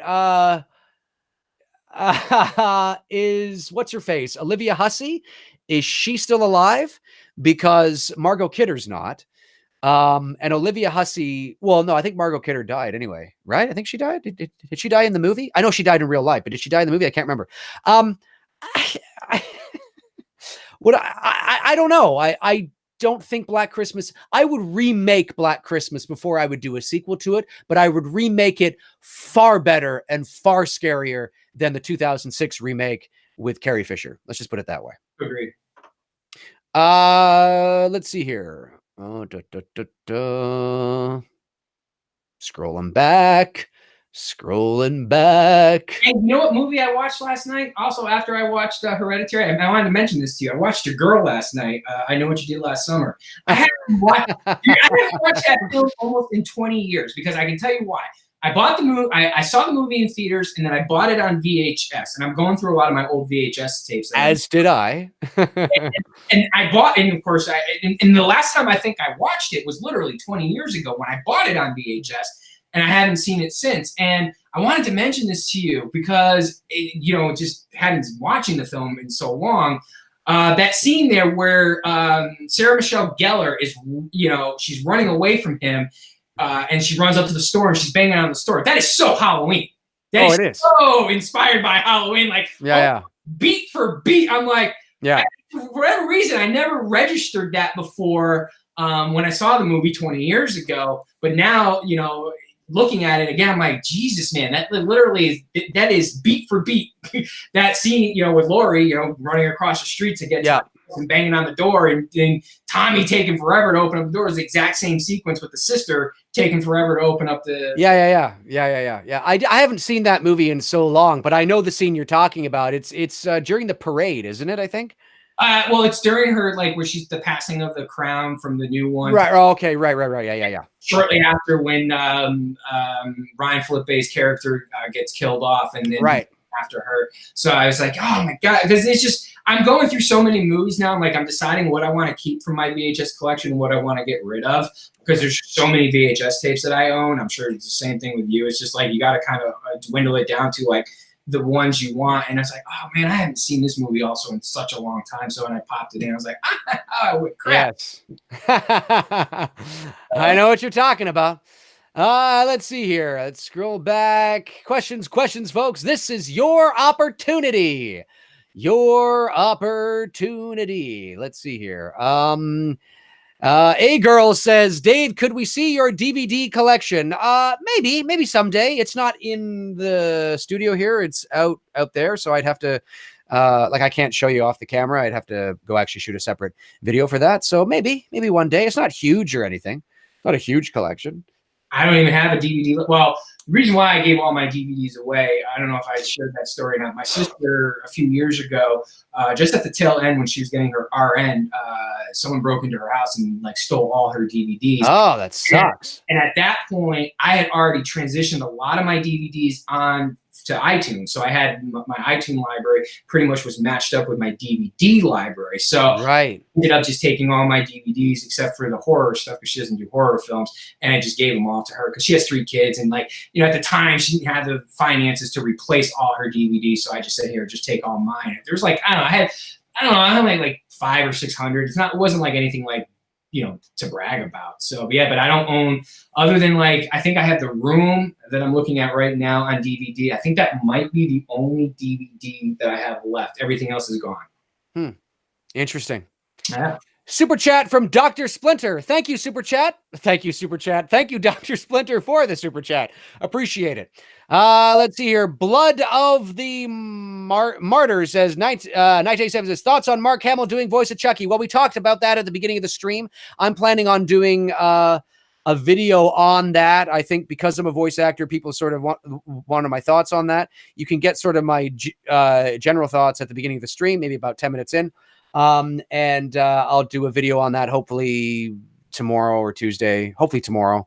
We'll see how it goes. Yeah, so look out for that. Let's see here. Let's see. Tony, have you seen Side by Side? This is from Jason Myers as well, too. Pick of Danielle Harris as Jamie in Halloween 4 and Her Today in the Clown. Yeah, I've seen that because she did a thing here not too long ago, a little while ago, but I saw the YouTube video. She went to some dude's, I forgot the name of that channel now. It's a popular guy on YouTube, and he had her over. It was like supposed to be like a sleepover thing, and she dressed up in the clown costume again as an adult. Honestly, I gotta tell you, it looks weird. Seeing an adult dressed in the Jamie clown costume. It really is meant for, I think it's more effective as a kid. And I have a photograph concept that I'm working on with a friend of mine who has a daughter that's about the same age as Danielle Harris. And I've got a really cool idea that I'm going to utilize in a photograph here one day, and with that character, because I think it just looks more effective and more creepy when it's a kid versus to an adult. But I have seen that picture. Very cool. Very cool. Very cool. Another super chat from Falcon Fan 2379, $2. Thank you. Very appreciate that very much. Cobra Kai season 2 in 24 days. Yes, sir. Can't wait. And I know we keep promising you guys as soon as Dave's ready, we're yes, I gotta fucking do that. Holy shit. Right. But I gotta watch. I want to watch the first couple Karate Kids so I can get some context again. I mean, I've seen them, but not in years. And then I'll watch Cobra Kai. But we are going to do it. It's just like we're always talking about how we're going to do Indiana Jones. We're definitely going to do that too. We're also going to do Stranger Things. That's coming up too. Hey, from Johnny Utah. Johnny Utah! Hi, Johnny. Point Blank. I almost said Point Blank. No, it is Point Break. Point Break. That's right. Have you guys ever been in a creepy horror-like situation every day of my life? And for real, yeah, I've been in a few houses that were abandoned, some old plantation houses here in the South that just give you an unnerving, settling feeling. But I've never really experienced. I mean, I've done even as kids, me and my sister did the Ouija board shit as kids, and we had some weird things, but nothing that was over the top supernatural, but just kind of that presence of this doesn't feel right type scenario. Dave, anything? Oh, I know. Never mind. I'll let Dave speak. Very briefly, because I could go on for hours. Yes, for those of you that don't know, most of you probably do, I am in development on a major feature. I have been for many years. It's a personal project of mine. I've written a feature-length screenplay, which has been going through polishing for a number of years, but it's a full-on major feature. And it deals with the subject matter of the paranormal, but not in a typical stereotypical horror sense. And it's based on a true story from my second year of college about an abandoned farmhouse that was sort of, and I know it sounds very cliche right now, but I'm approaching it from a very sort of mature, grounded kind of way. It's more of a horror mystery thriller drama. It's it's that kind of thing. It's not like a horror movie, it's not like Poltergeist or I mean, the original Poltergeist is brilliant, but I just mean it's not necessarily sensational like that. It's a little more kind of nuanced and creepy and kind of fucking thing. Anyway, but yeah, so that was a real life experience, and you'll know more about that once I get the script completely done and start moving ahead. It'll be out there in the ether. So that's yeah. Hey, the Film Addict wants to know favorite Batman actor. Also, who would you want to see play Batman in the new film? Mine's Michael Keaton. And new one, I know the Robert Pattinson rumors.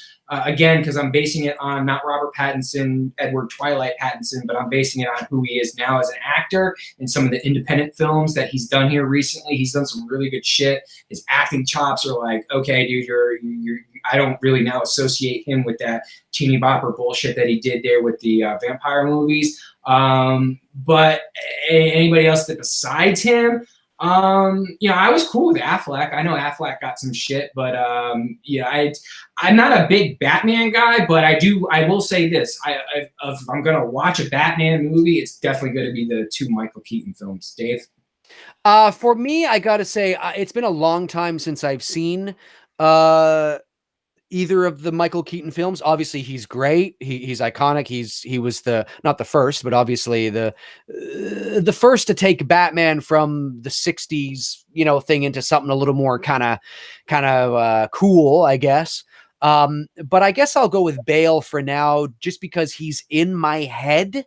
Sure. And I gotta say, this is an unpopular opinion, but I think the last time I watched the Nolan Batman films, I watched them back to back to back. And I gotta say, look, The Dark Knight is great. I'm not saying it's not great, but I gotta say, watching them, and it wasn't the first time I had seen them, but watching them like that, I actually really like Batman Begins the best. I actually think there's something about Batman Begins. I think it's my favorite out of those three. Sure. And there's something about his portrayal of Bruce Wayne and Batman in that movie, which was great. I really enjoyed it. So I'll just say Bale for now. Now, who do I want to see as Batman? I kind of go with Tony on this. The Robert Pattinson idea, and nothing's been confirmed. That's just a rumor that's out there. Right. But that idea has me kind of excited. Sure. Yeah. I like the potentiality of that. I'm trying to figure out what is the SEK 50. Oh, that is Swedish currency. That is the Swedish krona or krona, if I'm getting that right. Thank you, Tommy. That's what that is. Yeah. That was. Yeah. Thank you very much. Really appreciate that. Let's see here. We'll go about another 15 minutes or so, because we did start late.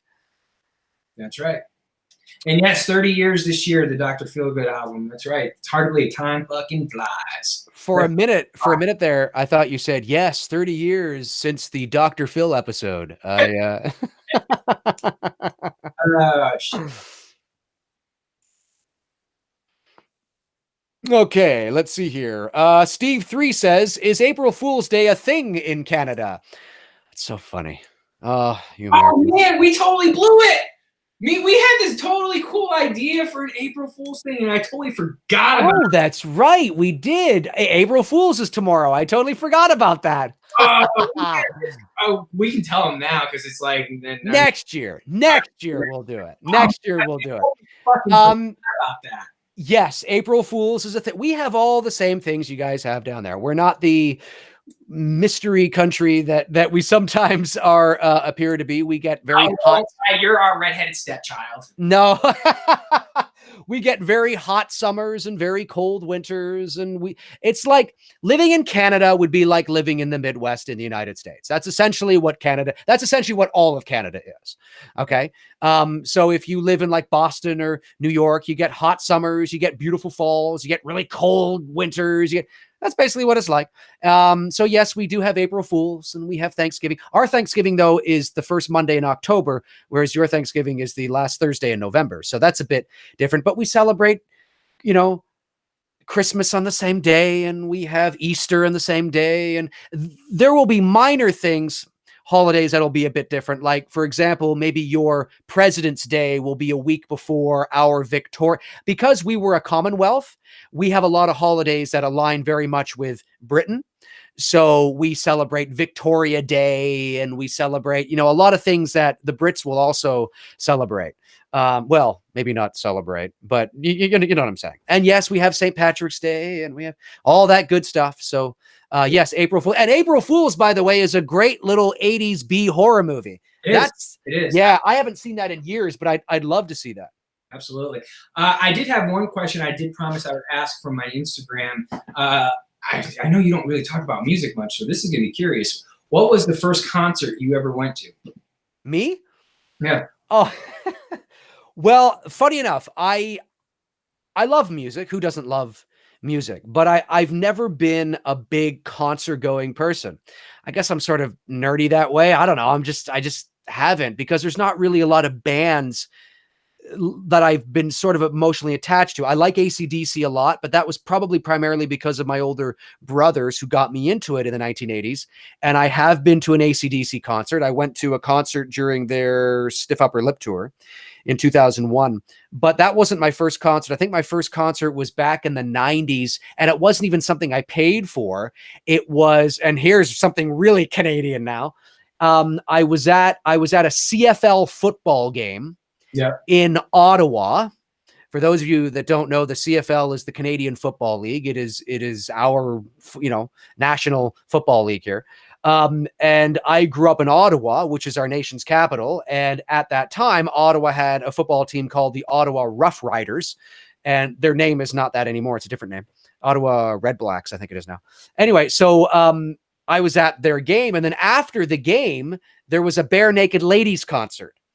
And of course, Bare Naked Ladies, for those of you that don't know, is a Canadian band. Really good Canadian band, actually. They had a few decent hits back in the more so. They're not much anymore because their lead singer, Page, I think his name was, whatever his last name was, Page, he kind of fucked off to have a solo career, and they really haven't been the same since. But certainly in the 90s, they were a big band. For those of you that know the song If I Had $1 Million, that's Bare Naked Ladies. 1 Week, that's Bare Naked Ladies. Anyway, they had this free concert there, and I'm like 14. So I'm just like, all right, let's go down and check out the Bare Naked Ladies. And technically, I guess that was my first concert, but I didn't pay for it. So it's not like it just was free after the game, and everybody went down to the field, and it sounds like such a barn burner, but but that would be my first. What about yours, Tony? Mine, I'll give you two. My first one was with my mom. She took me in 1989 to the Dr. Feelgood tour. That was Motley Crue. I was 10 years old at the time, begged, and I got a cool enough mom who was like, all right, I'll take my 10-year-old son to see Motley Crue. And that's amazing. I just fell in love with the Crue even more so. But my first concert alone was in 91. I got to see, I'm one of the few people who can say this. I got to see my second favorite band, and that is Nirvana. And I got to see with Kurt, as the, front lead. That was during their Teen Spirit tour. And, that was, for my first alone unsupervised concert without the parent. Right. That's awesome. And in 91, you only would have been 12. So, I mean, that's. Well, I was on the brink of turning 13. So it was like so close to like when they came to my okay. I'm like literally like a month away from being a teenager. So okay. So it would have been 92 then. Yeah, I'm sorry, 92, because the album came out in 91, so that would have been 92. So yeah, right. Really on the brink of turning 13. It was during that tour, and yeah, so not many people. I mean, we're a small number of people who got to see Nirvana live, especially with the original three members, Kurt, Chris, and Dave behind the drums there. So, yes, that's right. That's awesome. I think that's awesome. That's something that you can definitely hold as a great memory, because Nirvana obviously was not around very long. So the impact that they left is, it's huge. Yeah.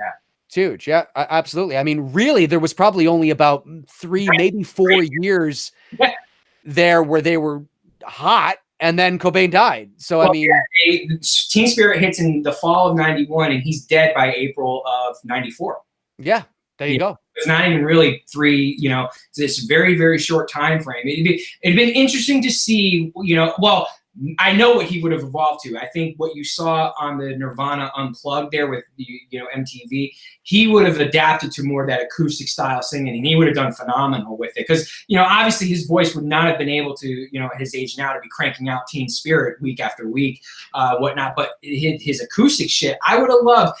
It's just too bad he couldn't have, fought his demons and overcome a lot of that, because it would have been very interesting to see what he would have done with his career. And I think he would have done a lot of shit like John Lennon was doing independently, and it would have been very cool. It's just unfortunate. If he was able to stay clean, yes. Yeah, and get help and feel really good about himself, then I think you're right. Absolutely. Yeah. And get away from Courtney Love too. Yeah, sure. Ain't that the truth? Okay, another 6 minutes. 6 minutes. Let's see what's going on here, folks. Scrolling back here in the chat. And we got Dur Todd skiing. What's got these fucking names? My first concert was Slayer in 1990. Slayer. Let's see here. Scrolling back. Got a lot of music fans here. Steve McCoy says, Dave, would you consider going to one of John Carpenter's live concerts? Yeah, I'd consider it. He came to Toronto last year, I think it was. He was in Toronto. And I was going to go. Too. Yeah, that's right. Yeah, I was going to go, but I didn't. I forget why. There was something. I wasn't available to go, and I forget why. It was last year because I was going to actually see if I could. I was going to try and get in touch with his rep and see if I could sit down with him. But I couldn't because there was something else. I was caught up in something that I was doing, and I can't remember what it was. Obviously, maybe voice. Maybe I had a session that day and I couldn't. I can't remember. Anyway, but yeah. Oh yeah, I would for sure. Why not? That'd be fun. Absolutely. Let's scroll back here. See what we got. See what we got. The Artisan says Freddy versus Jason 2, Halloween 7, or Scream 5. Halloween 7. There is a Halloween 7. Halloween H2O is Halloween 7. Yeah, I was just going to say that. Definitely not a Freddy versus Jason 2. We already have a H2O, so I have to go with. And I'd be curious to see what the thing with Scream is that with you need to have that almost like that combination of Kevin Williamson doing the writing. Wes Craven behind the lens and directing it, and obviously Nev Campbell as your lead. Without Wes, not saying that Kevin Williams can't do a great screenplay. It's really hard not having that anchor there. That's part of the franchise. What do you think? I'm not against it, but it's a tough sell. Yeah, I just think that Scream's novelty and shtick has worn off, and I just think that. I've said this a million times. Look, the first Scream I thought was really cool. It was a cool concept. I really liked the movie, but I think the gimmick was almost tired by its sequel. Yeah. And it just kind of felt, I like 2 over 3, but by 3, it's like, this is just, the shtick is done. It's a magic trick again. And I just think that it worked best as sort of it sounds like such a cliche thing for me to say, but I really mean it. The way Scream is, the story, the shtick, that it's people in the costume and not really a voice that sounds like that, and it's a voice changer and all that. Just we've seen that. Okay, so now we're going to do it with cell phones. Well, they did that in 2011 with Scream 4. So what are they going to do now? Oh, well, now they'll do it with Snapchat. Oh, okay, well, it's just, I don't know. I'm just tired of it. I just think it's ran its course, and I think maybe you just need to move on from it. I think it's I don't know, because then you're going to, that's just how I feel. That's just how I feel about it. Chris Baber sent a couple of super chats in. I just want to let you know, Chris, that I did get them. Yeah. He says, sending you a 1981 mask, make a good vid. Ooh, I'm going to have to check that out. I think he's messaged me privately. Chris, you are the man. He also says, seriously, Zodiac Killer, expand on that. Oh, you know what? That's not bad, Chris. No, that's maybe Tony and I should dedicate a show to the Zodiac, not just the Zodiac movie by David Fincher. If anybody here has not seen, look, David Fincher is known for great movies like Fight Club, like Gone Girl, like The Social Network, like oh God, The Girl with a Dragon Tattoo in 2011, which I thought was a wonderful remake. He's done some great shit, but one of his most underrated movies is Zodiac from 2007. You've got Jake Gyllenhaal. Yep. I love it. You've got Jake Gyllenhaal. You've got Robert Downey Jr., I think, is in it, right? Yep, he's in it. Fucking great movie. And it's based on the real murders of the Zodiac Killer, who to this day, I mean, he stopped killing years ago because he's probably dead, because this is from the 60s and the 70s. But to this day, there's been a lot of speculation on who they think it was, but there's never been real concrete evidence for it. Although I know there was some article recently where they think they know who it was. But anyway, if you haven't seen that movie and you love Fincher, watch Zodiac. Great fucking movie. Maybe Tony and I will do something on it. No, absolutely.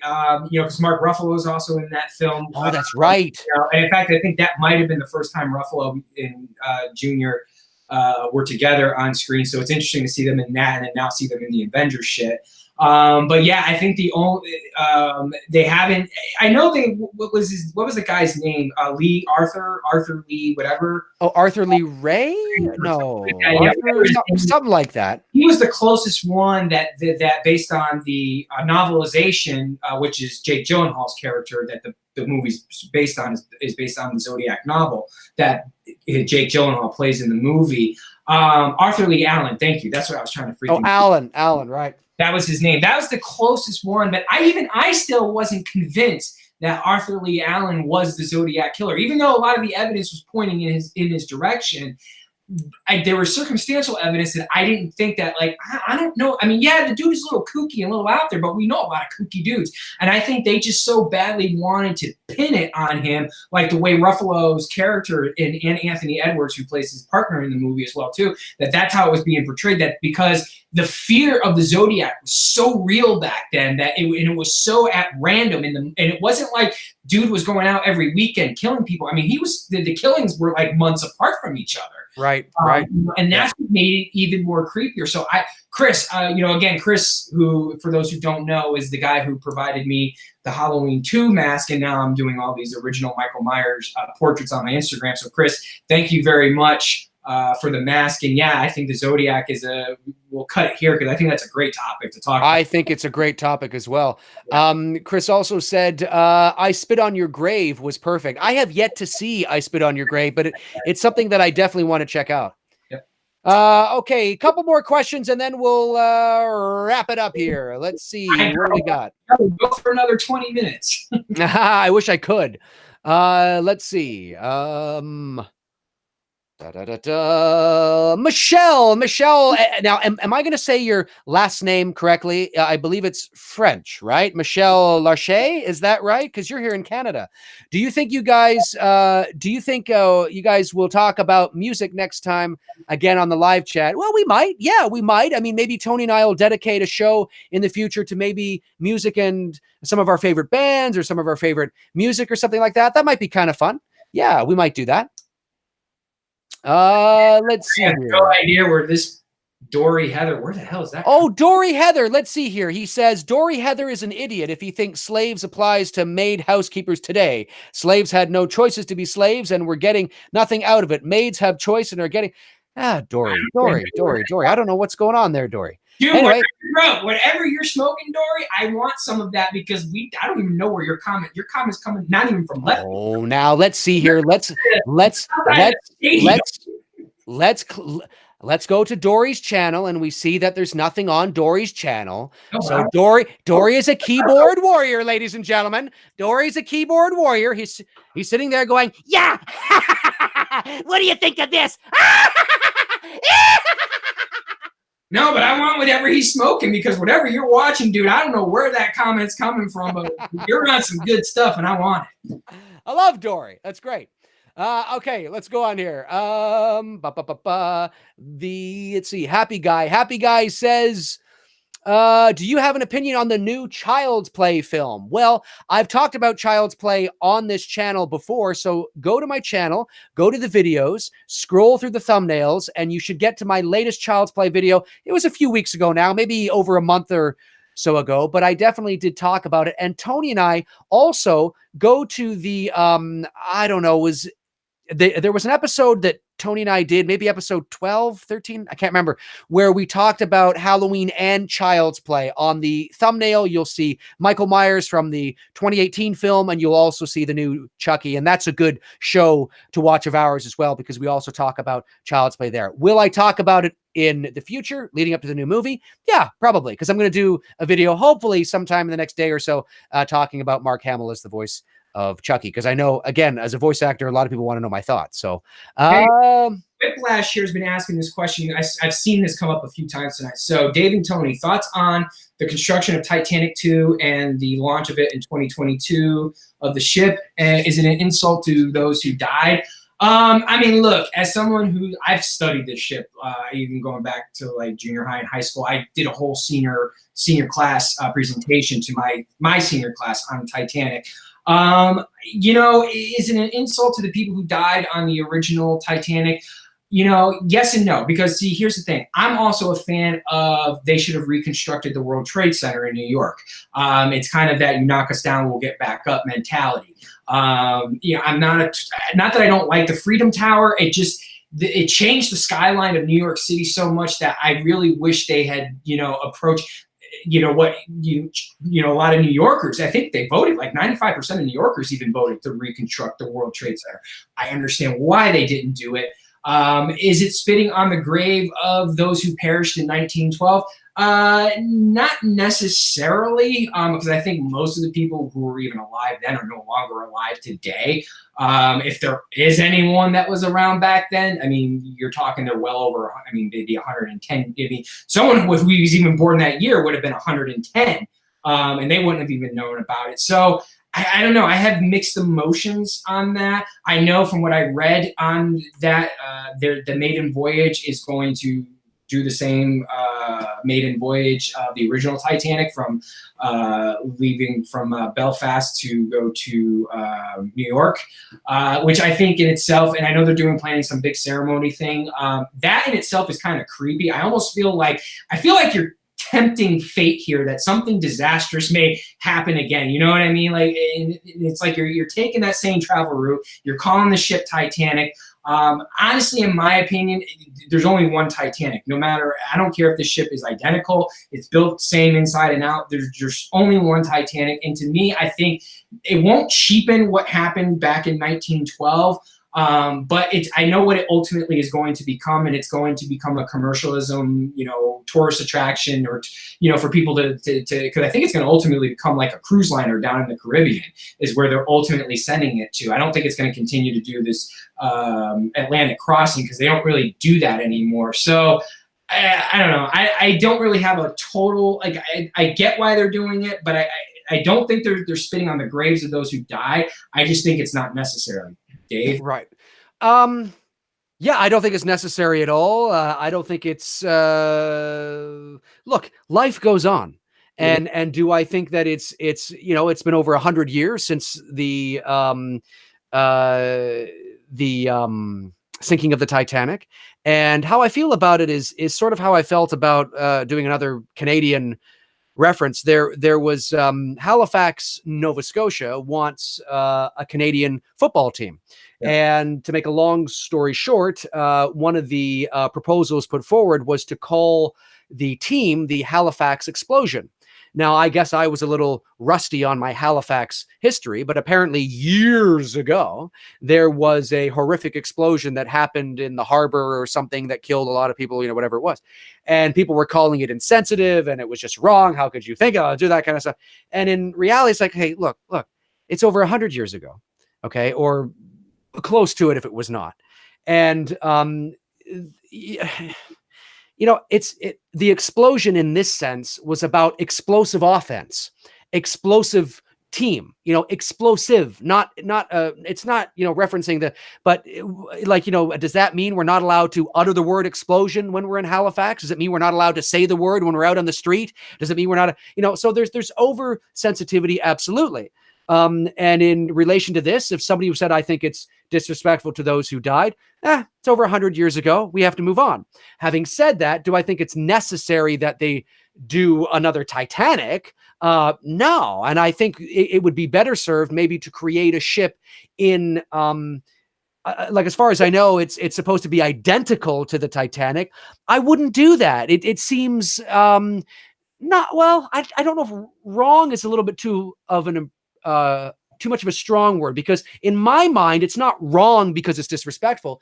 It's just wrong because it just doesn't, it's sort of over, you know, that's the past, that's gone. And I think maybe if you make a ship in the spirit of the Titanic, and maybe you have a section of the ship that is dedicated to the Titanic, or maybe you have a celebration, you know, of what the Titanic stood for, of the potential of what it meant, and celebrate the lives that we lost.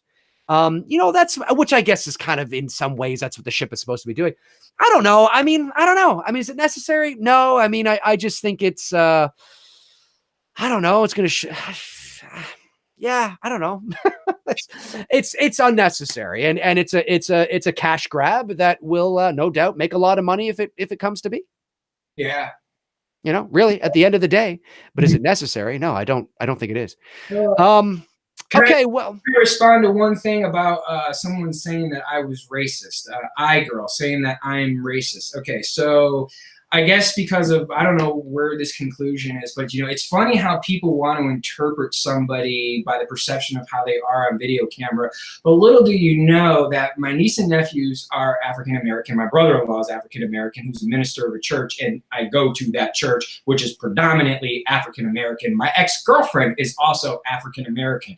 So this judgment of, you think you know someone because you spend a couple hours a week with us on camera, but you don't know us personally and what we do in our personal lives, to come to that conclusion because of what? I mean, what have I said negative other than the fact that some of my favorite movies are African Americans? My closest friend is African American predominantly. My music that I listen to, is a lot of it's African American. So I don't know where these people come up with these idiotic, you know, ideas in their mind on their perception when you don't even know me at all. You know, I will tell you exactly where it comes from.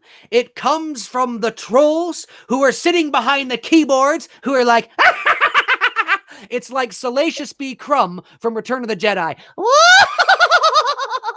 And they get up there and they're like, and they try to get a rise out of you. And I look at that. Look, you are obviously not, like, that's the kind of trolling that is so silly to me, because it's like, if you're going to troll, at least do it well. Right. I mean, it's so obvious. Like, it's so obvious that neither you and I are that it's almost like, what is that supposed? I don't even know what that means. If you're going to troll, at least put some effort into it. Come on, trollers. Where are you? Put some effort into it, man. Yeah, if you don't know, if you're just going to, this is what me and Dave were talking about earlier in the stream, about when someone says like, oh, this movie sucks. Like, you're throwing shit out there, you know, like saying that I'm racist. Like, wait, I'm racist. Okay, my ex-girlfriend's African American. I'm racist, and I've dated a lot of African American women. But Tony, that troll is as stupid to me as me saying, Tony, why are you from Jamaica? You're not. I mean, now the point I'm making is that you know, you sit there and you think, what? That doesn't, I don't. Yeah, exactly. It doesn't make any sense. It's not even trolling. It's just doesn't make any sense. It's like me. It's like me right now. It's like me right now taking to the chat room. Here I go. I'm in the chat room and I'll type this word, milk. There, I just put the word milk there. That is literally as much impact as anything, because it's just so, it doesn't make any sense to me. So trolls, you got to pick up your game, ladies and gentlemen. You're falling behind. I'm disappointed in you trolls, you sons of bitches. Yeah. Oh man. Stupid people in this world, I swear to God. There are. They're out there. They're behind their keyboards, Tony. They're and they think they're doing something. They think they're being powerful. They think they've got what it takes to contribute to society. No, I know. And when it makes you look dumb when you don't know the facts and you don't know someone personally, you know, you don't know that I literally spend the majority of my personal time with African American people on a daily basis. But see, that's exactly. I know that. You know that. The people in the chat room know that, but somebody comes in and they're angry and they're feeling bad about themselves and they got no prospects in life and they don't know where they're going, and all they got is sitting behind a keyboard and chatting and trying to feel better about themselves by bringing other people down. And I say, go for it, man. Whatever makes you feel good in life, do it, but you gotta do it well, because right now you suck some serious shit. Oh yeah, well I think I only take it personally because, again, you know, not even just from the women that I've dated who are African American, but my niece and nephew are African American, and unfortunately they're growing up now, and they're young teenagers, and they're seeing what this world is really like. You know, we no longer can shelter them as kids, and they're seeing this crap on a daily basis, this, you know, division of race, which there really isn't a division of race. It's more of the people online, because when I go out in the public on a daily basis, everybody's pretty much getting along with everybody. You know, there isn't this like fighting, you know, amongst each others, except for on the internet. But it just kind of it scratches my head where people can just automatically assume that you can just because you have a keyboard that you can attack someone and attack someone's character without having zero evidence on it. You know what I mean? Well, Tony, that comes back to my point from like half an hour ago. There's an opinion, and then there's an informed opinion. Right. And that's the difference, right? So, I mean, they're free. You are free to state your opinion. That's what the chat room is there for. And as long as you're doing it respectfully, and as long as you're not being racist or threatening, you are more than entitled to display your opinion. But that doesn't mean that everybody's going to care about your opinion, especially if it's ill-informed. So, you know, there you have it. So, yeah, I agree with what you're saying. Anyways, folks, that's going to do it for Tony and I here on episode 17 of Two Dudes and Some Bullshit. Yeah, and from now on, I think we're only going to address those comments that are, like what Dave just said, informative and not here to start shit. Well, of course, because that's what it's all about. Of course, we want opinions. I want your opinion, even if you're not informed and you're kind of like, hey, you know, I kind of feel that way. Like, you know, that's why you come here, because it's to get different perspectives. And we're all supposed to be on the same side here in this chat room. And of course, we appreciate everybody who tunes in each and every week. And for those of you that contribute constructively to the chat room and to the discussions and to the conversations, you all rock. You know who you are. And for those of you that are I think my opinion matters. Well, okay. Anyways, that's going to do it for us. Tune in next week. You will know what our show is going to be next. Wait, is next week Easter, or is it the week after? I don't know. We'll figure it out. We'll figure it. Tony's. I don't know. I don't know. We'll figure it out. We'll figure it out. We will. And yeah, so tune in either if next week is Easter, it's possible. It's the 21st. It's the 21st. Oh, really? It's that late into April. Holy shit. Okay, so yeah, we will be back next week, pending anything major happening. But we will be back, and you guys will know what the topic will be sometime next week when Tony and I figure it all out. I think all right. Zodiac thing. I really. We might. We might. I kind of like that idea a lot. We might. Yeah. That might be a good thing to tackle. Cool. All right, folks, those in the chat room, you guys rock. You know who you are. I will talk to you, or we will talk to you next week. Where can they find you, Dave? Don't forget that. Oh, yeah, that's right. Well, all my links are in the description, including Tony's link. There. My Twitter's down there. If you're not following me on Twitter and you have Twitter, what the fuck are you doing? Follow me.